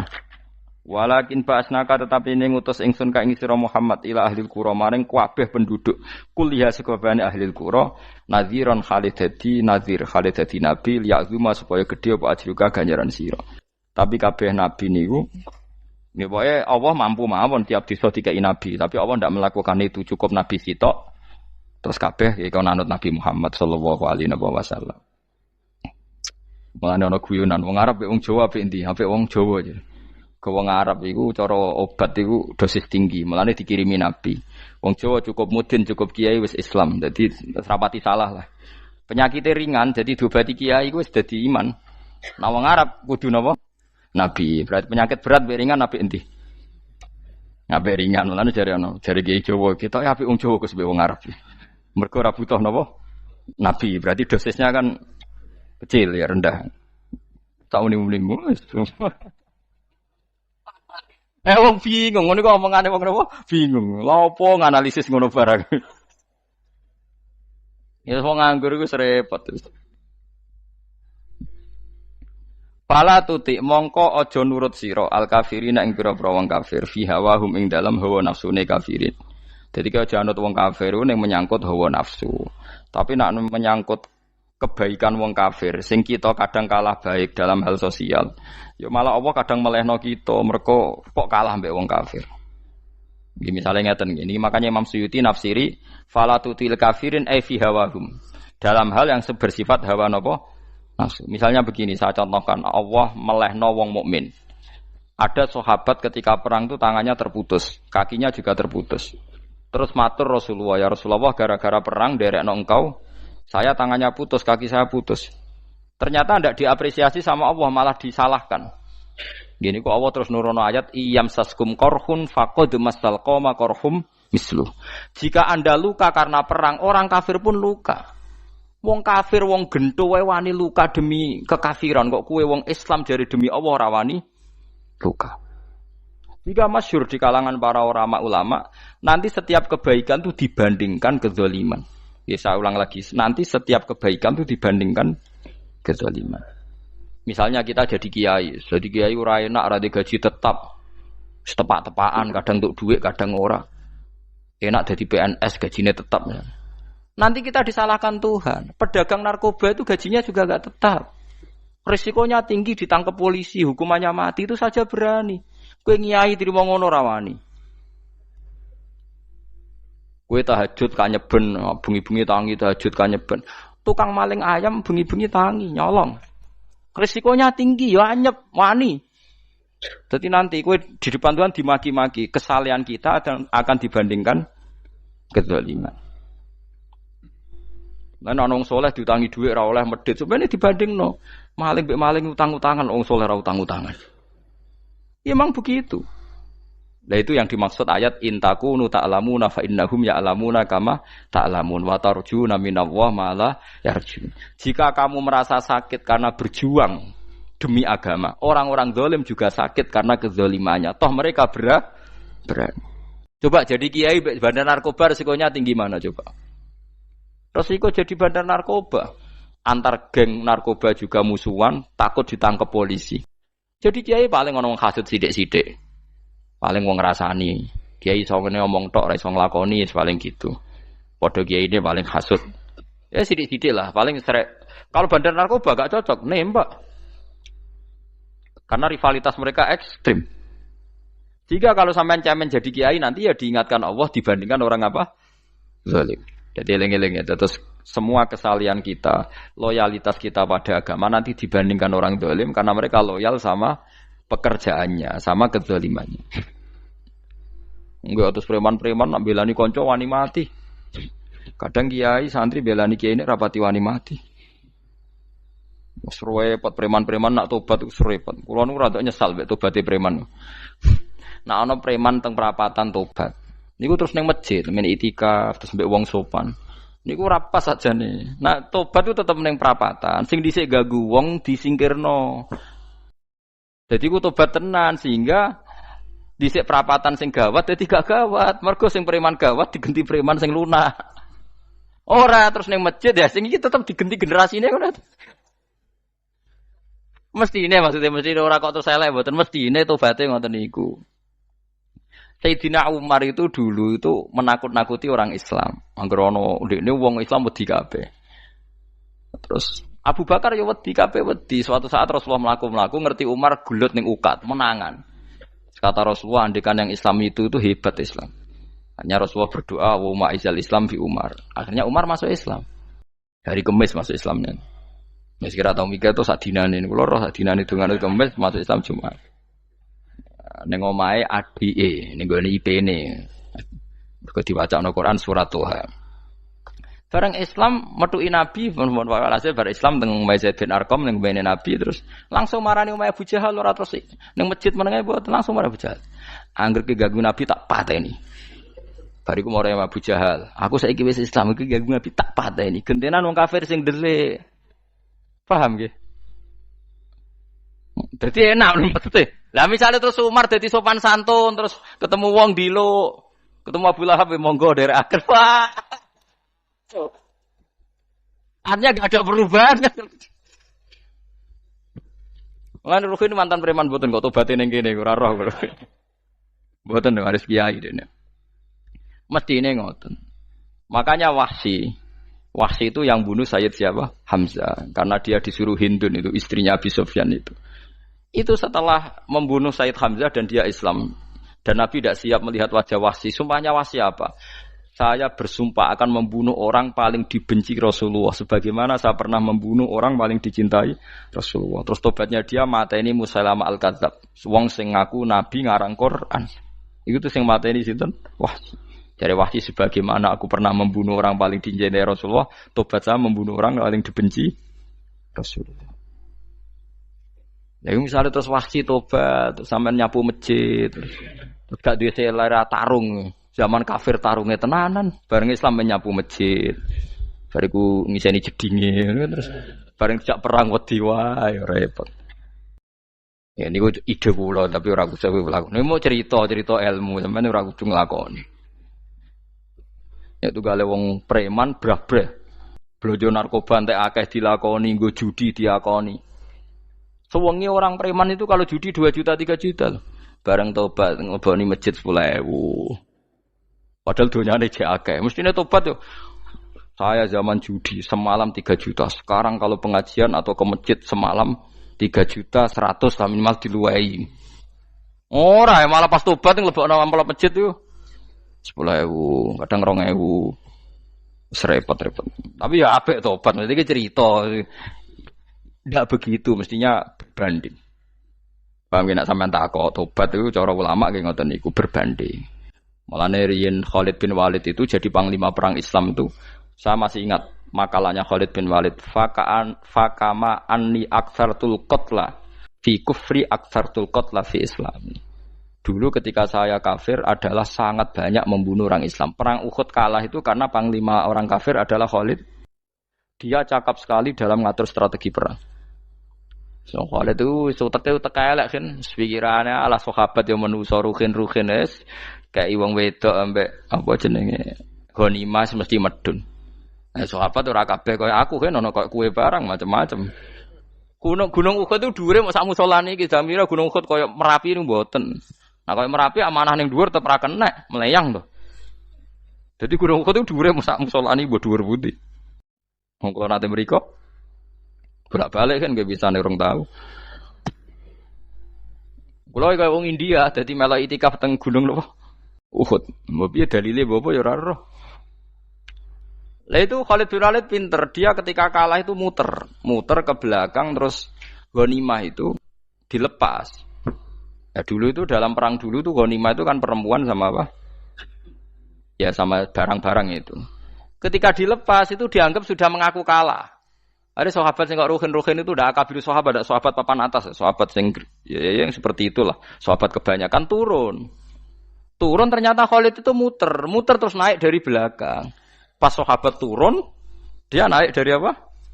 Yo penak karek mana iko dhuwur, itu akhirnya kalah. Itu ya gara-gara strategi ini Khalid bin Walid. Nah terus dia bersumpah, saya bersumpah semua kecerdasan saya, semua kecanggihan saya akan saya gunakan untuk membela Islam. Ini kelimake itu di perang Tabuk, di perang Yarmuk, di perang Tabuk. Itu di panglimani siapa saja yang ditunjuk Nabi itu kalah. Termasuk Ja'far bin Abi Thalib itu padahal panglima yang ditunjuk Nabi. Usamah ya kalah. Abdullah ya kalah. Semua yang ditunjuk Nabi itu mati semua. Akhirnya panglima diambil siapa? Khalid. Taruh saja gini strateginya. Anggap saja Arab itu padang pasir. Tidak sampean biar tahu bahwa orang soleh yang cerdas itu banyak. Jangan kira soleh itu tidak butuh kecerdasan, butuh. Arab itu kan padang pasir. Mau jelas gini, gambarannya apa? Padang pasir. Itu kalau perang itu kan taruh saja orang Islam itu 3.000 musuhnya 10.000. Memang kejadiannya gitu, 3.000 musuh 10.000. Itu kan berbanding berapa itu? 30 ya? 1:3 ya? Nah itu dulu, pasukan-pasukan Islam dulu itu sama-sama seperti soft sholat. Jadi memanjang. Ya akhirnya perang itu kelihatan sekali mana yang sedikit, mana yang banyak. Habis Khalid strateginya dirubah. 100 orang di depan, anggap saja gitu. Pokoknya tak kayak gambaran coro Jawa paling gampang. Lagi mau kitabnya malah bingung loh. 100 pasukan kuda yang di depan itu disuruh negarkan kuda. Disebut fal mughirati subha itu. Yang itu wal adiyati napa? Dobha fal mughirati subha itu. Jadi pokoknya anggap seperti itu. Fal muriyati apa? Qadha itu. Kuda yang 100 di depan disuruh menegarkan. Pokoknya kon gerak sehingga debu itu banyak bertebangan. Terus pasukan yang 3.000 itu disuruh memanjang. Memanjang sepanjang-panjangnya. Karena di depan ini ada tegaran kuda tadi, orang kafir yang di sana itu melihatnya ada bantuan datang baru. Wih, pasukan Islam teko wakeh, panjang lagi. Dikira jumlahnya itu sampai 50.000 lebih. Paham sih kalau maksudnya? Jika wong kafir melaju perkara ini tidak mungkin kita tandingi, orang Islam dapat bantuan baru. Padahal ya wongnya podo. Mau dari setok dirubah.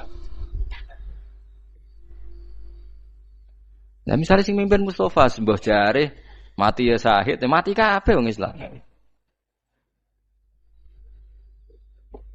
Nah itu artinya dia masih ingat betul. Saya dulu pernah menggunakan kecerdasan yang sama untuk mengalahkan umat Islam. Saya bersumpah kecerdasan yang sama akan saya gunakan untuk memenangkan Islam. Coba bayang nonton aneh padang pasir 3.000 orang, yang 100 di depan negarno kuda supaya pandangan tidak begitu jelas. Terus yang belakangnya memanjang dari jauh kan kelihatan pasukan dapat bantuan baru. Padahal ya orangnya sama. Akhirnya orang kafir merasa wah nggak imbang. Kita tidak imbang karena orang Islam dapat bantuan. Terus menang perang itu. Lah itu tobat bener gitu loh. Ora kok pas kafir cerdas buareng Islam tobat nyapu masjid. Bariku ngaji ngantuk. Padahal zaman kafir cerdas memperdayakan ekonomi nganti sugih bergeder. Bareng Islam terus dunia nentek melarat terus nyapu masjid. Bariku sholat qobliyah ba'diyah mulai nggak poso sunat. Ya ndak apa-apa itu tapi sugih tetep kok zaman kafir sugih. Zaman Islam kere mestinya zaman Islam ya sugih terus kecerdasan dan hartanya untuk liizatil Islam wal muslimin. Mestinya tapi ya enggak apa-apa kalau ada tobat model gitu ya enggak apa-apa. Ojo kok terus dari Gus Pak ngene ku elek ya ora ana jenenge tobat mesti apik tapi enggak fair gitu loh. Mosok zaman nakal serius, zaman tobat sekenanya itu kan fala tuti mongko joto atsira al kafirin ing pira-pira kafir fi hawahum ing dalem selera hawa nafsune wong kafir. Wajahidhum lan merangi sirahum ing kufar. Merangi maksudnya berjuang bihi kelawan Quran. Maksudnya hujjah.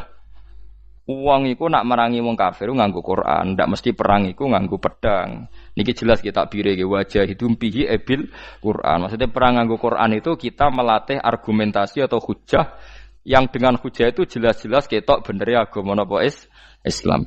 Wajahid lan merangi sirahum ing kufar bi iklan Quran ayat Quran itu Quran jihad dan kelawan perang atau kelawan jihad kelawan berjuang kabiran kang gede wa wa ta'ala wa alladzi zat maroja ingkang lepas sapa Allah al-bahraini ing dua laut arsalat sing lepas sapa ta'ala huma ing al-bahraini mutajawiraini hale berdampingan hadza utawi iki ku adbun iku banyu sing banget segere banget manise banget segere furatun tur enak diombe sadidul udzubati tegese banget manise iki kono nak manane mudah diminum. Wa hadza utawi iki ku milkhun niku banyu asin, ujajun tur banget paite. Syadidul muluhah tegese banget paite. Tapi wasemono sungai sing gampang diminum. Misale sungai Komerapi sing napa gampang diminum maksudnya mboten pahit.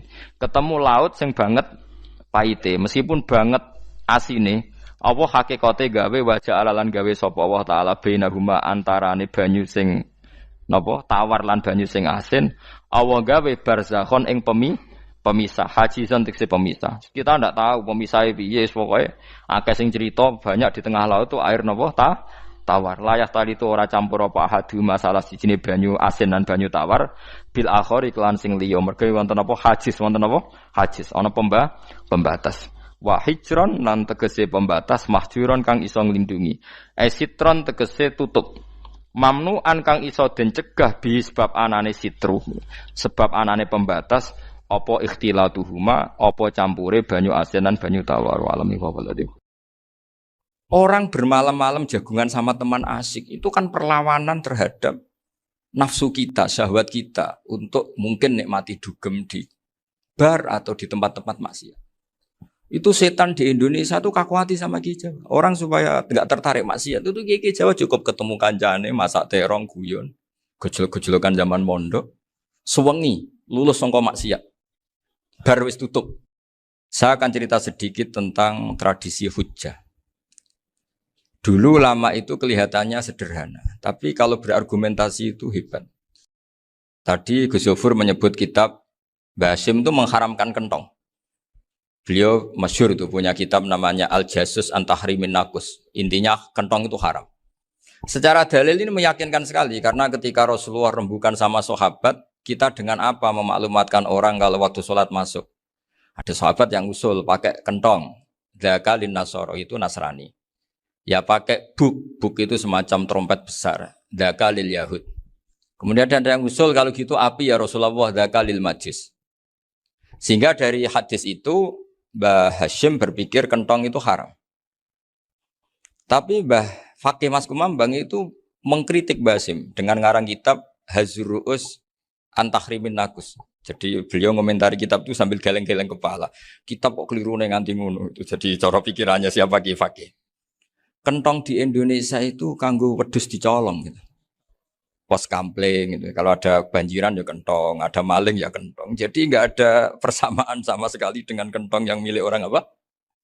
Nasrani.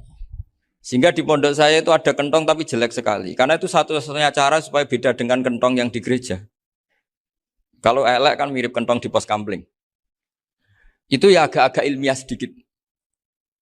Dulu ceritanya Gus Zofur itu saya teruskan. Itu singkat cerita, itu kalau yang di kejadian di Termas itu Mbah Dimyati sudah nyuruh semua kentong disembunyikan karena mau ada Mbah Hashim. Cerita itu mukarrar di Kiai Fakih sama di Kiai Dimyati Termas. Setelah kentong dikumpulkan semua, Mbah Hashim datang, seneng, ngiranya Syekh Dimyati ini sependapat dengan beliau, yaitu sama-sama enggak ada kentong. Tapi setelah itu ada santri yang matur, Mbah Dim pun beres kentong pun kula delikno sedanten. Itu di depan Mbah Hashim.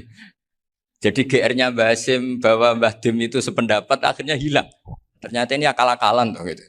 Karena santrinya matur, Mbah Dim pun beres sedanten kentong beduk sudah disingkirkan. Itu di depan Mbah Hashim. Saking lugunya santri, nah saking ikhlasnya agak ngerti mahalus syahid ini adalah Mbah Hashim.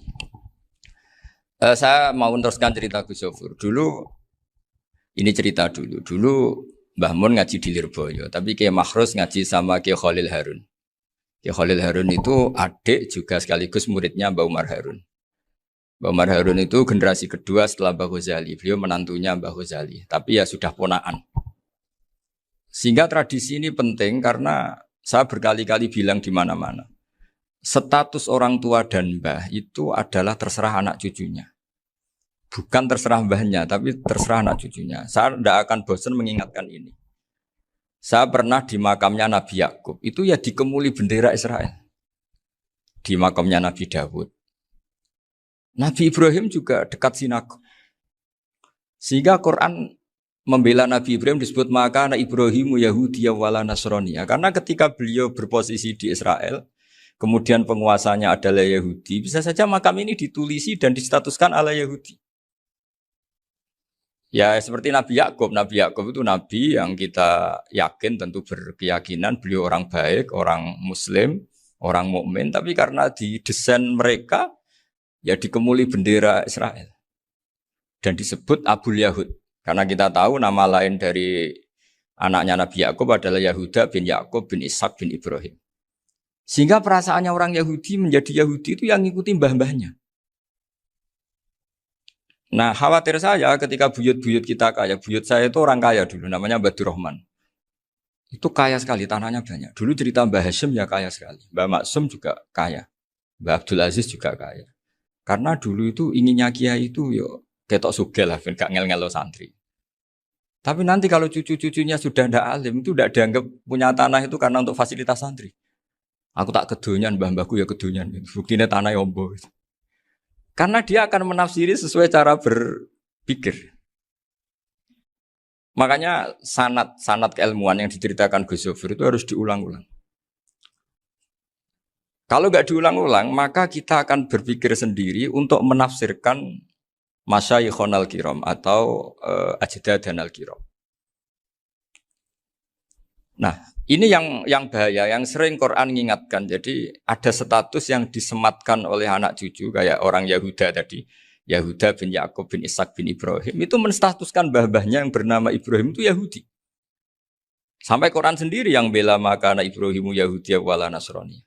Karena secara geografis sekarang Ibrahim di Israel dan otoritas itu juga milik mereka sehingga mereka bisa masang-masang atribut yang menunjukkan kalau itu Yahudi. Beberapa al-alim al-alamah yang minnah itu sudah wafat dan kadang-kadang dzurriyyahnya itu tidak kita. Kalau sekarang orang bahasakan kubu sebelah. Akhirnya ya nggak boleh dikholi, nggak boleh diziarahi. Terus seakan-akan yaqtaduna bi ra'yi, seakan-akan mereka berpendapat dengan pendapat syekh ini padahal enggak. Nah, sehingga tradisi ketersambungan sanad tadi baik secara genetik atau secara asbab itu harus terjaga. Saya beberapa kali banyaklah sering diceritain Mbah Mun. Dulu Mbah Munawir ini cerita ya, Mbah Munawir itu hak saking senenge kitab, ben santri ini iso ngaji kitab. Itu kalau ada alumni Lirboyo, alim disuruh baca muin di sini itu Mbah Munawir ikut. Saking ingin tasjeknya, ingin ngajari santri bahwa ngapal Quran itu hafal tok, tapi yo paham. Dan penggalinya Mbah Munawir itu sampai klimaknya dulu Mbah Zaini itu nate nikah sama Nyai Komariah kalau nggak salah, binti Karim, binti mana. Punya putra Gus Habib, Gus Doha yang diantara putrinya dinikahi Gus Rozin. Terus akhirnya kesampaian juga ketika Mbah Munawir punya mantu alim alama namanya Mbah Ali Maksum, angsal Nyai Hasyimah.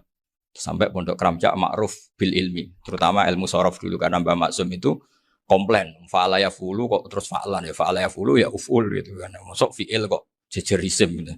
Jadi dulu kata Mbah Mun itu ada persaingan ilmu sorof, sorofnya Mbah Maksum Ali Kuaron sama Mbah Ali Maksum Jogja. Jadi wali antok yang satu Maksum Ali Kuaron, yang satu Ali Maksum.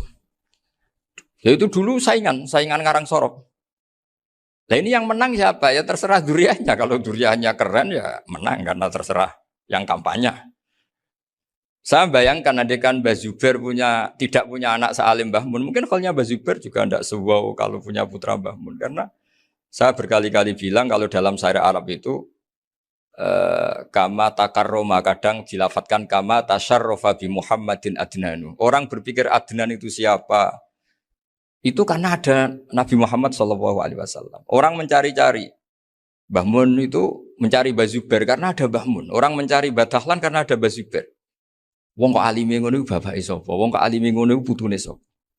Tapi kalau kita ini sudah ndak alim, ini orang sudah nggak tertarik nyari-nyari leluhurnya karena dianggap selesai. Jadi yang dengan tanda kutip yang menghabisi mbah-mbahnya itu ya mesti cucunya. Ini mau ngamuk, mau peringatan, tapi ini juga peringatan pada diri saya sendiri. Jadi sehingga zuriyah ini penting. Kenapa para nabi mesti donga zuriyatan thayyibah? Kenapa selalu berpikir tentang zuriyah? Wa ja'alaha kalimatam baqiyatan fi aqibi. Karena zuriyah ini yang nanti bisa menstatuskan leluhurnya. Seperti tadi cerita Mas Maftuh ini tak puji betul, saya hari ini tidak ingin gojlok. Supaya kewalian saya tidak tergerus oleh kedoliman. Saya pernah diceritain Gus Zofur juga sering baca buku tentang Mbah Maksum. Dulu Mbah Maksum kalau wasiat kembali ya gitu. Kamu harus NU dan harus mempertahankan NU. Tapi tidak dengan cara membenci Muhammadiyah. Dulu Mbah Mun juga sering cerita. Dulu Mbah Hashim itu ngaji Syekh Mahfud. Nah Mbah Ahmad Dahlan dulu namanya Darwis sering ngaji sama Syekh Khotib Minangkabau. Zaman itu Syekh Khotib sudah modern. Sudah ikut gerakan Abdu, gerakan Almanar. Sehingga bawaannya Mbah Ahmad Dahlan ini agak agresif. Yang Mbah Hashim karena hanya mulazim di Syekh Mahfud, hanya sesekali ngaji Syekh Khotib, beliau lebih seperti itu. Dan dua beliau ini sama-sama pernah ngaji Mbah Soleh Darat di Semarang. Mbah Hashim sama Mbah Ahmad Dahlan yang dulu namanya Darwis. Jadi ini masih min minuskatin wahidah mimam bain wahid. Sehingga kita tidak kaget ketika Mbah Ali Maksum mengomentari Muhammadiyah itu masih ahli sunnah wal jamaah. Makanya nanti terakhir saya baca kitabnya Mbah Ali dan sering saya pelajari. Andai kan kita ini sepakat dengan ilmu, ya kita tahulah. Kalau Abu Hanifah itu tidak kunut, Imam Syafi'i kunut. Berarti kunut itu madzhabnya Abu Hanifah, bukan madzhabnya Mbah Ahmad Dahlan. Apa tidak kunut itu madzhabnya Abu Hanifah, bukan madzhabnya Mbah Ahmad Dahlan. Kita kunut itu madzhabnya Imam Syafi'i, bukan madzhabnya Mbah Hashim. Ini semuanya masih dalam bingkai ilmu. Adzan qabla subhi juga riwayatnya jelas. Tidak adzan ya sudah perilaku kita sudah jelas. Dulu Mbah Mun sering didik kita gitu. Saya sering dengar cerita kalau dulu Pak Arif Fakhruddin begitu hormat sama Mbah Ali, apalagi zuriyahnya Mbah Azhar Basir, karena beliau dulu ngaji di Termas. Dulu itu nggak ada masalah karena semuanya dianalisis pakai ilmu. Tapi sekarang pakai identitas, yang kunut tuh NU, yang nggak kunut Muhammadiyah. Berarti Abu Hanifah itu Muhammadiyah, Imam Syafi'i itu NU. Berarti Imam Syafi'i itu ya anak buahnya Ki Miftahul Ahyar kira-kira gitu, karena anak buahnya Pak Said Akil. Kan terus jadi repot. Dulu kita ini pengagum ilmu, bukan pengagum perbedaan. Sehingga di sini yang saya kagum dari sekian ceritanya Mbah Ali Maksum, supaya kitab ini to the point, supaya nggak lama-lama karena waktunya juga. Nanti kalau kemalaman ini kena semprit ini sudah. Ini diantara yang diceritakan Bali itu unik. Imam Syafi'i itu sering tawassul, sering wasilah sama siapa itu? Abu Hanifah. Ini sudah tak petakan, saya baca yang sensitif-sensitif lah. So, yang ini ya. Ziyar al-Babus Samin, terus sebentar ini yang bab tawassul.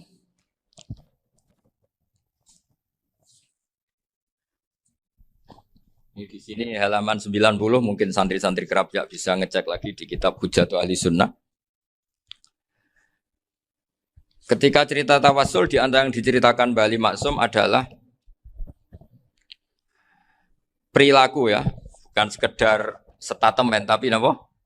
Perilaku. Perilakunya Imam Syafi'i atau ahwalnya kalau bahasa halusnya yang selalu ke makamnya Abu Hanifah untuk tawassul. Padahal Imam Syafi'i itu orang yang secara ilmu sering kritik Abu Hanifah. Jadi ini saya baca ini di halaman 100, jadi tawassul mulai halaman 9 berapa ini? Sampai halaman ini yang Qala sami'tu Syafi'iyya yaqul inni la atabarraku bi Abi Hanifah wa aji'u ila qabri fi kulli yaumin za'iran. Fa idza uridat li hajatun shallaitu rak'atain halaman 100 waji'tu wa sa'altu wa ta'ala al hajat indahu fama tab'udu anni hatta tuqda. Kanal Imam Syafi'i ayyama huwa bi Baghdad yatawassalu bil Imam Abi Hanifah yaji'u ila dorihi fayusallimu alaihi wa yatawassalu ila Allah bihi fi qada'i hajati. Terus wa yatawassalu Imam Ahmad bi Imam Syafi'i. Jadi di antara yang diceritakan Mbah Halim Maksum itu betapa Imam Syafi'i yang terkenal sering mengkritik Abu Hanifah dalam tatanan fikih karena beliau tidak percaya ada istihsan. Abu Hanifah berpendapat adanya istihsan dan kita tahu lah ikhtilafu Syafi'i wa Abu Hanifah itu besar sekali. Tapi beliau itu tahu Abu Hanifah itu orang yang sangat soleh. Abu Hanifah itu kalau ketemu sama orang yang utang beliau itu yang lari bukan yang utang Abu Hanifah. Karena takut orangnya itu izin. Jadi kalau ketemu yang utang di jalan itu yang sembunyi itu Abu Hanifah. Kenapa engkau sembunyi? Ada yang utang saya lewat, nanti orangnya malu. Jadi setingkat Robi'ah Adawiyah itu beliau di rumah ada maling itu sembunyi. Ditanya kenapa engkau sembunyi? Malu, gak ada yang dimaling. Malu sama malingnya karena serumah itu gak ada barang yang layak dicolong itu. Itu Robi'ah sampai dia sembunyi.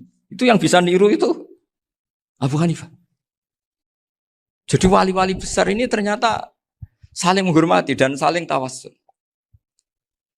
Nah saya berharap tawassul ini bukan sekedar perilaku sosial, tapi memang ada sanadnya. Sehingga terus diceritakan Bali di sini dulu istaqa Umar bil Abbas. Kata siapa tawassul harus dengan Rasulullah SAW? Dulu istaqa Umar bil Abbas. Sayyidina Umar itu tawassul istisqa dengan Sayyid Abbas. Padahal kita tahu Sayyid Abbas ini tidak nabi. Terus beliau cerita sampai Imam Syafi'i tawassul sama Abi Hanifah. Sehingga nggak ada perdebatan itu kan Umar. Kalau Umar kan ada jaminan boleh diikuti karena beliau sahabat. Bali cerita tentang Imam Syafi'i yang tawassul dengan Abu Hanifah. Seargumentatif itu. Sehingga ada cerita dalam sebuah tafsir. Ya saya ulang lagi ada cerita di sebuah tafsir. Kenapa Nabi Musa ditanya Allah wa matilka biyaminika ya Musa? Ma'ana wa ta'ala a'lam. Tentu Allah sangat tahu yang dibawa Musa itu apa. Karena Allah tahu Nabi Musa itu grogi. Orang dipanggil Bali Maksum pasti grogi. Santri dipanggil Mbah Mun pasti grogi. Kenangan saya setiap dipanggil Mbah Mun ya mesti tanya. Yang ringan-ringan. Wis sarapan ya. Arung sarapan ya sarapan. Pas sarapan ya kan. Tanduk mangan sing enak. Orang santri ora tau mangan enak. Ya tidak pernah ngomong yang penting. Ngendikan yang penting. Nah karena Nabi Musa ini grogi. Ini sebagian tafsir. Itu ditanya yang ringan, sahaku itu gawa apa? Karena pertanyaannya ringan, Nabi Musa juga ringan. Ya Nabi Musa itu sampai lali, itu pangeran, sing ya'lamu sirra wa akhfa. Diterang. Niki tongkat Gusti. Gunane kathah Gusti tongkat iki. Qala ya aso ya atawakkau 'alaiha wa ahusyu biha 'ala ghanami wal ya fiha ma'arifu ukhra. Oh, tongkat Gusti niki penting mesti. Nggih nak. Nggih macam-macam lah Gusti. Atawakkau 'alaiha wa ahusyu biha 'ala ghanami kangge menghalokan wal. Masih terang terakhir dan yang lain-lain Gusti. Wal ya fiha ma'arifu ukhra. Sehingga akhirnya rileks. Karena Nabi Musa terus ngerti. Ternyata ketemu pangeran itu gak seserem yang saya bayangkan gitu. Pertanyaannya ringan. Itu ada ilmunya. Tapi cerita ini yang versi tafsir ini tidak yang seperti di Manaqibul Ghazali. Di beberapa kitab tentang Manaqibul Ghazali diceritakan di alam roh Nabi Muhammad SAW itu yubahi bi ummati. Saking yubahinya sampai ngendikan ulama ummati ke anbiya Bani Israel. Ulama umatku itu pinternya atau statusnya itu mirip-mirip lah. Kaf itu ya mirip-mirip lah, mirip-mirip gaya ulamanya nabinya Bani Israel. Akhirnya Nabi Musa itu tersinggung sekali. Bagaimana mungkin ulama disamakan dengan apa? Nabi. Sehebat-hebatnya ulama itu kan tidak akan apa? Yabluhu darajatan nubuwah atau yartaqi ila darajatin nubuwah. Itu akhirnya ya kalau kamu nggak percaya panggil. Yang dipanggil Imam Ghazali. Ya Nabi Muhammad juga gak mau kalah itu. Kalau manggil ulama RT ya kalah keok. Akhirnya Imam Ghazali datang, ditanya sama Musa, Mas Muka, nama kamu siapa? Ana Muhammad bin Muhammad Al-Ghazali At-Tusi Asy-Syafi'i. Itu disebut panjang. Terus Nabi Musa guyu-guyu. Kamu lama kok ngomong yang gak penting. Ditanya namanya kok penjelasannya sepanjang itu. Dianggap itu satu kesalahan. Masa tanyanya nama kok ditanya. Jawabnya Muhammad bin Muhammad Al-Ghazali At-Tusi Asy-Syafi'i. Kepanjangan itu. Ketika Nabi Musa agak mencibir, agak gimana itu terus. Saya Imam Ghazali, kalau ini masalah, lebih masalah jenengan. Apa itu? Yang tanya jenengan tuh Allah ya alamu sirra wa akhfa. Dan Allah hanya tanya wa ma tilka biyaminika ya Musa. Harusnya jenengan jawab aso ya titik, bukan kepanjangan. Atawakkau 'alaiha wa syubha itu kepanjangan. Allah tanya yang di bawah kamu itu apa? Yang di tangan kamu. Harusnya jawabnya hanya aso ya. Tapi kenapa penjelasannya sepanjang itu? Sampai terakhir waliya fiha ma'aribu ukhra. Terus pinter tenan kayak gitu. Terus ada Nabi Musa terus bilang, ya pinter tenan aja gitu. Padahal kita tidak pernah GR seperti itu kan kebetulan Imam Ghazali gitu. Kalau yang lain mungkin ya keok lah kira-kira gitu.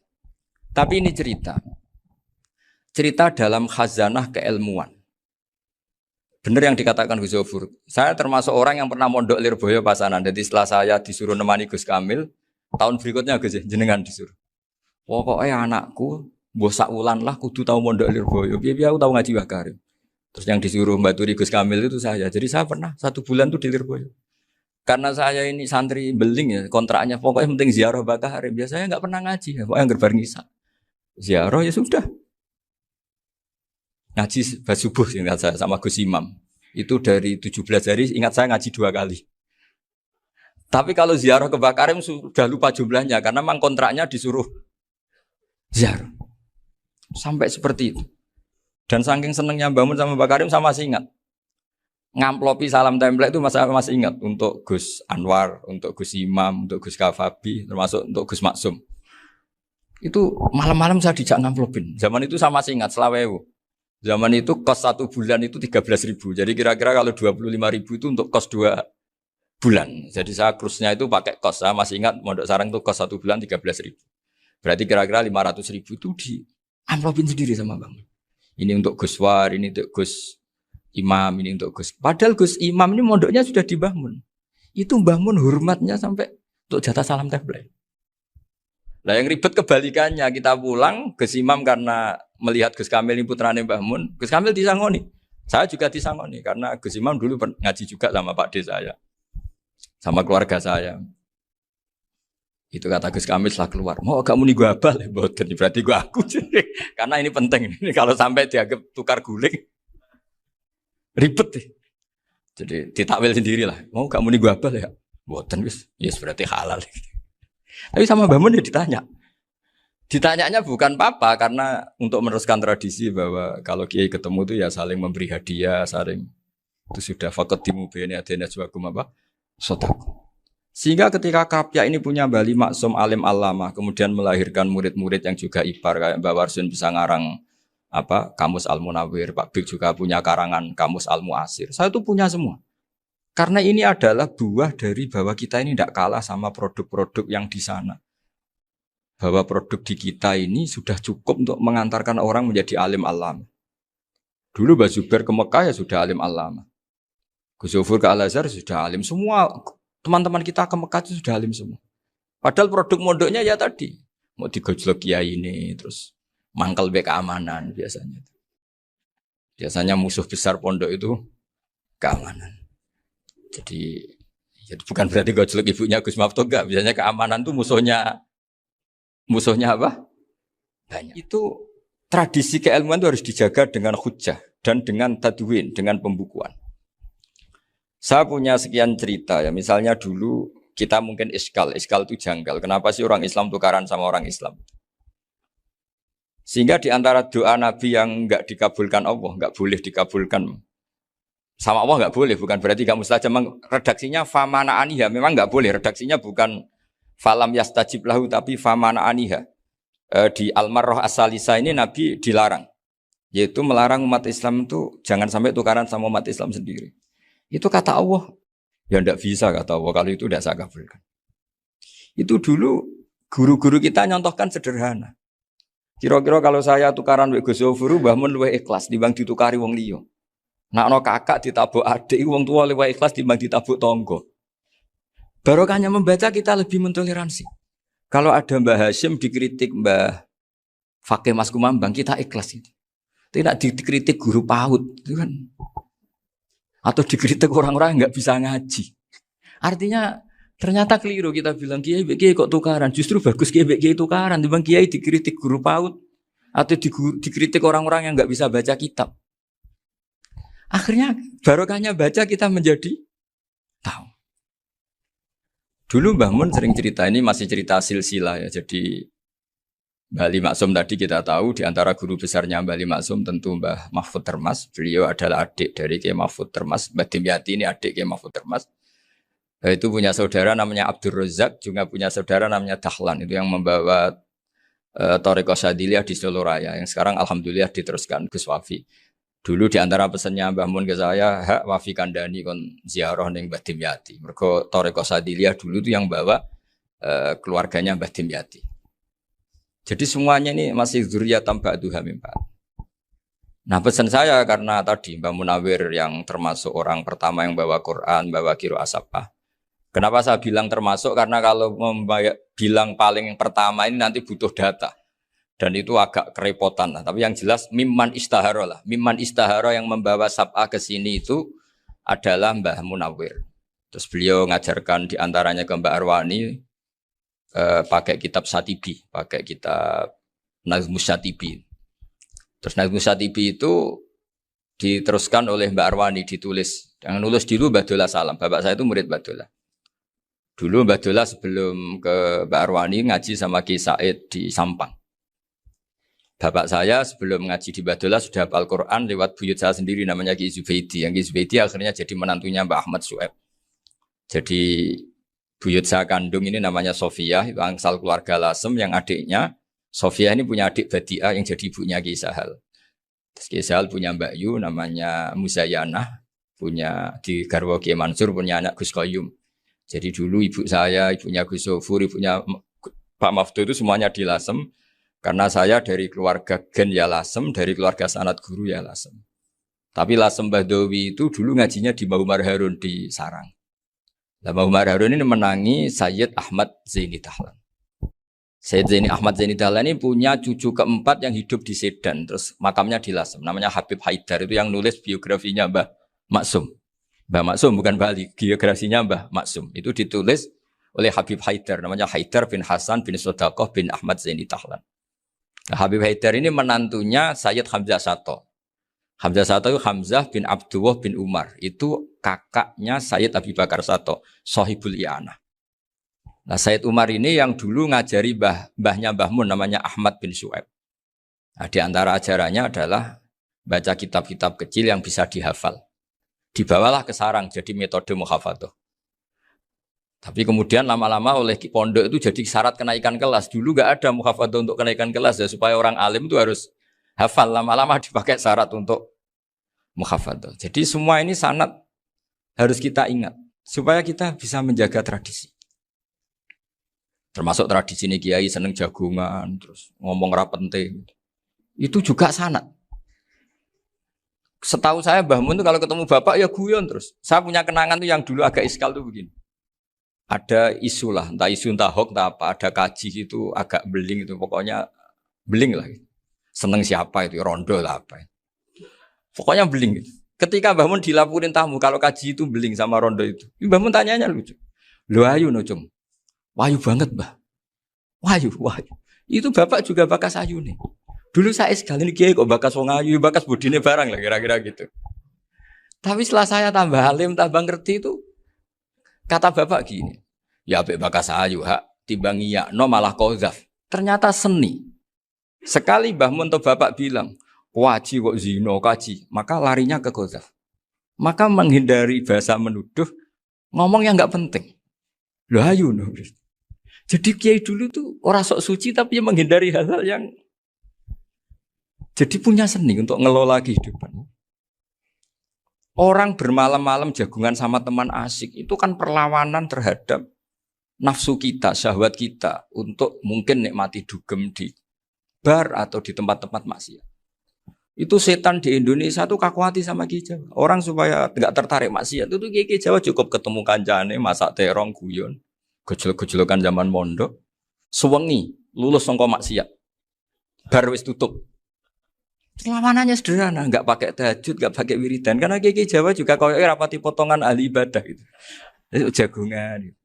Jadi setahu saya itu pernah lihat Bali itu sekali ketika beliau ngisi ceramah di Mbah Hamid Bedowi. Saya masih kecil diajak bapak. Dulu kalau bapak ngelihat Bali sama Mbah Hamid itu mesti nangis. Karena dua orang alim bertemu. Yang akhirnya ya bisanan itu. Mbah Hamid punya anak Gus Nasih, di sini ada Mbah Nafisa, terus jadi Mbak Salih Hindun itu. Jadi dulu tuh ya guyon terus ketika ketemu. Itu yang sering bodoni Mbah Hamid itu ya Ki Bisri. Ki Bisri itu kalau datang ke Ki Hamid Pasuruan, nak wali tenan aku teko ditata nomangan. Jadi ukurannya ya. Ternyata sampai sana di keimangan tenan. Masih belum mengakui, kan nak wali tenan aku kiai rung di mobil, dongakno aku di mobil. Sudah kalah satu seri itu masih gak terima. Lalu itu Mbah Hamid akhirnya berdoa, ayo monggo, mungkin-mungkin Ki Bisri gak ada mobil. Itu setelah didoain masih tanya, mereknya apa merek? Itu Mbah Hamid jawab, yo paling Holden itu. Nah, paling Holden. Itu nyari mobil itu ya adalah dapatnya Holden. Suatu saat Mbah Bisri diundang Mbah Hamid gak dikasih bisar. Karena utangnya sudah banyak Mbah Hamid. Mbah Bisri ini utang doa tadi. Itu ya gak dikasih bisar. Ya gak mau kesang apa-apa kelambimu kayak aku. Didol sama muhibbinya Mbah Hamid. Itu harganya melebihi jatah bisaroh. Ketemu Mbah Hamid. Kang, susu Kang, mergo. Jadi dulu itu rileks, makanya ini yang diceritakan ke Zofur. Sebetulnya kalau kiai-kiai itu bersanat itu ya rileks, hidupnya itu rileks. Karena rileks ini perlawanan terhadap kemungkaran. Saya dulu musyawarah sering sama Gus Zofur usul fikih. Itu jelas di antara yang ditulis Lubil Usul itu. Ya kita tahu tadi misalnya sanad usul fikih, Mbah Ber itu sangat al-usuli Kiai Zubair Dahlan, abahnya Mbah Mun. Punya murid di antaranya Kiai Sahal. Kiai Sahal punya karangan Thariqatul Husul, fi syarhi Lubil Usul. Itu Thariqatul Husul itu beliau ngendikan dalam mukaddimah bahwa saya bisa mensarah ini berdasar ngaji maknani sama Mbah Zubair. Terus beliau mengutip sarah itu dari kitab Nailul Ma'mul. Beliau ngendikan binus khotin khotiyah ghairi matbu'ah. Dan itu ditemukan di Kiai Mansur di Lasem. Karena Kiai Mansur iparnya Mbah Sahal. Mansur bin Khalil itu diantara katibnya Syekh Mahfud. Jadi semuanya ini sambung. Mbah Ber saking ahli usul fikihnya, kalau ngajar usul fikih itu kalau guyon takriran saya ini lebih memahamkan ketimbang sarah. Ya sudah terus Mbah Zubair, Kiai Fakih, terus Syekh Mahfud. Di sini Syekh Mahfud termasuk orang yang dekat Mbah Munawir sampai putrane Mbah Mahfud namanya Gus Muhammad dibawa Mbah Munawir, kemudian mondok di Termas diantaranya terus dinikah jadi menantunya kalau nggak salah Haji Taslim di Betengan, kemudian sekarang juriannya Mbah Mahfud di Betengan. Ini nggak boleh hilang secara seperti itu. Di antara di usul fikih diterangkan ketika di antara 5 hukum itu ada yang bernama mubah. Mubah itu boleh dilakukan, boleh ditinggalkan, dan kalau dilakukan ya tidak berpahala, tidak disiksa. Itu ada ulama yang protes. Protes nggak bisa seperti itu. Ithma min mubahin illa wa tahaqqaqu bihi tarku haramimma. Fa'il zamu minas sukun tarkul qatli wa minas sukut tarkul qadaf. Tidak bisa, mubah itu tidak ada. Kalau kiai jagungan semalaman, itu Allah ngitungnya itu hada taroka dugem, wahada taroka delok dangdut, wahada taroka kada wakada. Oh, itu luar biasa. Dan kita ngikuti yang seperti itu saja. Gak usah tahajud, gak usah witir telulas, kaya ora kuat timbang gremeng.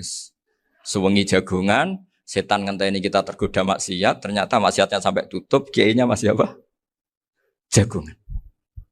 Jadi jagungan saja ada ilmunya bahwa itu perlawanan terhadap tarkul ma'asi. Sehingga bagaimana Anda katakan mubah ini mubah, toh gunanya adalah tarkul haram. Meskipun efek mubah juga bisa tarkul wajib, wae bojo blonjo turu. Kan wae ngrumati ibuke turu. Itu halal wajib. Jadi mubah itu resikonya ya bisa tarkul wajib, bisa tarkul haram.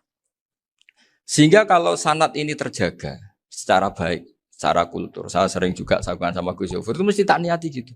Jagungan wong alim kuwi ibadah dan menikmati ibadah adalah dabul auliya wa dabul ulama. Kata Imam Ghazali, pada akhirnya waqud buhadaddin al-istilzat bil mubahat.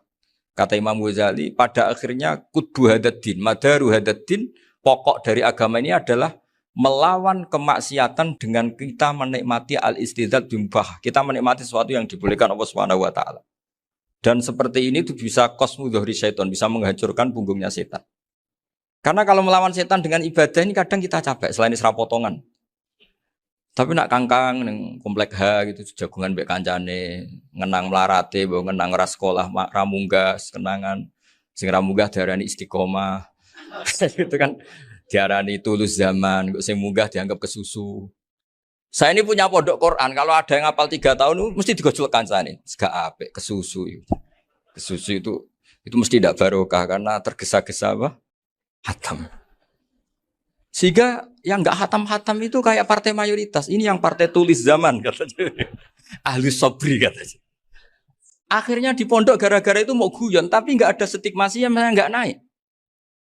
Di pondok sarang itu saya punya teman itu banyak yang sekelas dengan saya, sekelas sama Gus Kamil, akhirnya sekelas dengan Gus Zofur. Padahal saya ini kakak kelas. Saya temannya, Gus Kamil temannya Gus Zofur. Ini anak ini enggak pernah naik. Itu enggak dicibir di pondok. Karena guyonan tadi. Guyonan bahwa ini bagian dari bentuk apa? Istiqomah. Nanti yang goblok juga tenang. Karena kiainya cerita, kadang santri goblok ya baru kan. Di sini pondok akeh santri ora tau sinau ning omah dadi kiai gede. Selalu kiainya tuh cerita seperti itu. Akhirnya sing goblok ya bangga dengan kegoblokannya. Iya, jadi kiai itu orang yang meskipun guyon ini barokahnya Masya Allah. Dan setahu saya kiai-kiai alim itu ya senengannya guyon. Karena tadi guyon itu luar biasa. Bapak saya itu kalau pesan sama saya itu enak ngaji ya guyon nice. Wong ning omah mikir utang, mikir wedi bojo macam-macam kok ngaji mbok jak nangis pisan, nangis ping pindho katanya. Sudah jak guyon ae. Paling gak lali. Dan beliau punya dalil kul bi fadlillah bi rahmati fa bidzalika falyafrah. Jadi jangan sampai orang ini farah bil maksiat, jangan sampai orang itu. Dan ini yang saya kenang dari sekian cerita murid Bali. Mbah Ali Maksum ya senangane guyon. Gejol-gejolkan mbek santri guyon. Ini saya maklumatkan ke semua santri beliau bahwa ini bukan sekedar guyon, tapi al-istilzat bil mubahat. Ini adalah perlawanan terhadap setan karena banyak orang bisa senang tuh kalau nunggu maksiat.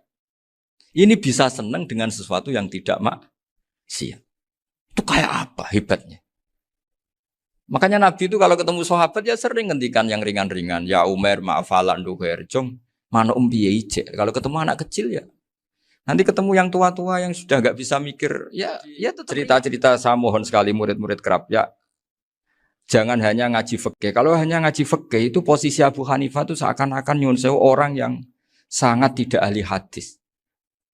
Karena beliau di situ kelihatan kalah sekali dengan Imam Syafi'i.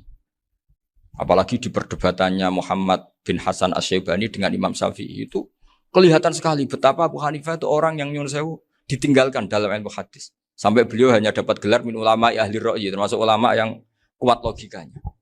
Juga harus baca kitab-kitab seperti ini. Ternyata di balik Imam Syafi'i mukhalif pada beliau di bab-bab fikih, perilakunya sangat hormat. Sampai beliau tuh kalau tawassul ke kuburannya Abu Hanifah. Dan beliau ngendikan an-nasu fil fiqhi iyalun ala Abu Hanifah. Semua orang yang ahli fikih itu masih anak buahnya Abu Hanifah. Saya berkali-kali cerita, mazhab Syafi'i itu alatut tadhir hanya 2, yaitu alma wa turab. Abu Hanifah nambahi wanar. Alasannya Abu Hanifah orang mukmin yang dosanya banyak itu dibakar di neraka dan alasannya Allah litadhirihim untuk mensucikan mereka. Sehingga pikirannya Abu Hanifah an-nar itu min alatit tadhir. Apa yang terjadi ketika bata itu batu bata yang dibakar di situ campur teledong campur apa-apa itu kalau sudah mazhab Abu Hanifah selesai sudah suci karena sudah ngelewatin pembakaran. Meskipun kita tidak akan kalau kehilangan air terus wudu dengan api, bisa bunyak semua itu. Tapi apapun itu menjadi solusi. Sehingga saya punya kitab namanya Ikhtilafu Malik, Ikhtilafu Malik wa Abu Hanifah atau Ikhtilafu Syafi'i ma Abu Hanifah. Itu kelihatan sekali kalau Abu Hanifah itu nyuruh posisinya kalah. Karena yang ngarang orang-orang Syafi'i. Tapi kalau melihat kitab-kitab kewalian, misalnya di kitab Mizan Kubro ini juga sering disebut kisah itu Mbak Ali Maksum tentang Imam Sa'roni. Berkali-kali beliau mengutip Mizan Kubro. Itu Abu Hanifah adalah orang yang sangat mukasyafah. Artinya ketika Nabi cerita air wudu itu menjatuhkan dosa, tidak ada air wudu yang jatuh ke kamu kecuali saat itu juga dosa kamu jatuh. Itu beliau datang ke Madharota Kufah. Kemudian beliau bilang sama si orang tua tadi, tub anizina. Orangnya terus bilang atubu minazina. Ada lagi pemuda datang dibilangin tub an ukuki walideka. Terus bilang tub tu an ukuki walidaya. Sampai yang terakhir ada tub an simai alatilahwi atau an samai alatilahwi. Terus tub tu an samai. Ketika orang itu ditanya, kenapa engkau begitu tahu dosanya apa?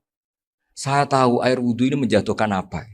Jadi kira-kira kalau zina mungkin ya batang babi lah. Kalau hanya sekedar melihat bak-bak mungkin ya curut atau tikus lah kira-kira gitu. Nah dulu dulu ya mungkin ya tikus cilik gitu. Nah dulu suwi ya tikus werok itu atau apalah. Pokoknya beliau itu tahu. Tapi anehnya Abu Hanifah apa? Setelah itu dia nangis minta mukasafahnya ditutup. Ya Allah saya ini mukasafah kok malah menjadi tahu sawatil mukmin. Padahal aturan syariat jenengan man satara musliman satarahu bahwa enggak baik melihat jeleknya orang mukmin. Minta ditutup. Makanya saya ini bangga ada mukasafah. Makom yang kita sampai sekarang tuh makom setelah Abu Hanifah mukasafah. Jadi Abu Hanifah repot-repot mukasafah, minta makomnya ditutup tidak menjadi mukasafah. Dan alhamdulillah kita sudah tidak mukasafah sebelum minta ditutup. Jadi kita ini keren. Keren karena aturannya itu man satara musliman satara huwa, yang tidak tahu aibnya orang muslim maka Allah akan nutupi aibnya di akhirat. Dan kita alhamdulillah barokahnya tidak mukasafah, tidak ngerti aibnya orang mukmin.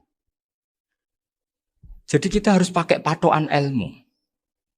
Saya ulang lagi, kita harus pakai patokan. Makanya saya tahu betul ketika Kiai Hamid Pasuruan, beliau dulu ngaji Jamul Jame, ngaji Juman, Bali Maksum di sana sama Gus Habib, sama Gus Muhammad bin Mahfud. Termasuk mbah saya kandung dulu Kiai Sidik. Mbah saya yang dari itu juga ngaji di Termas. Bapak saya dulu Kiai Nur Salim ngaji di Buyut Baiti.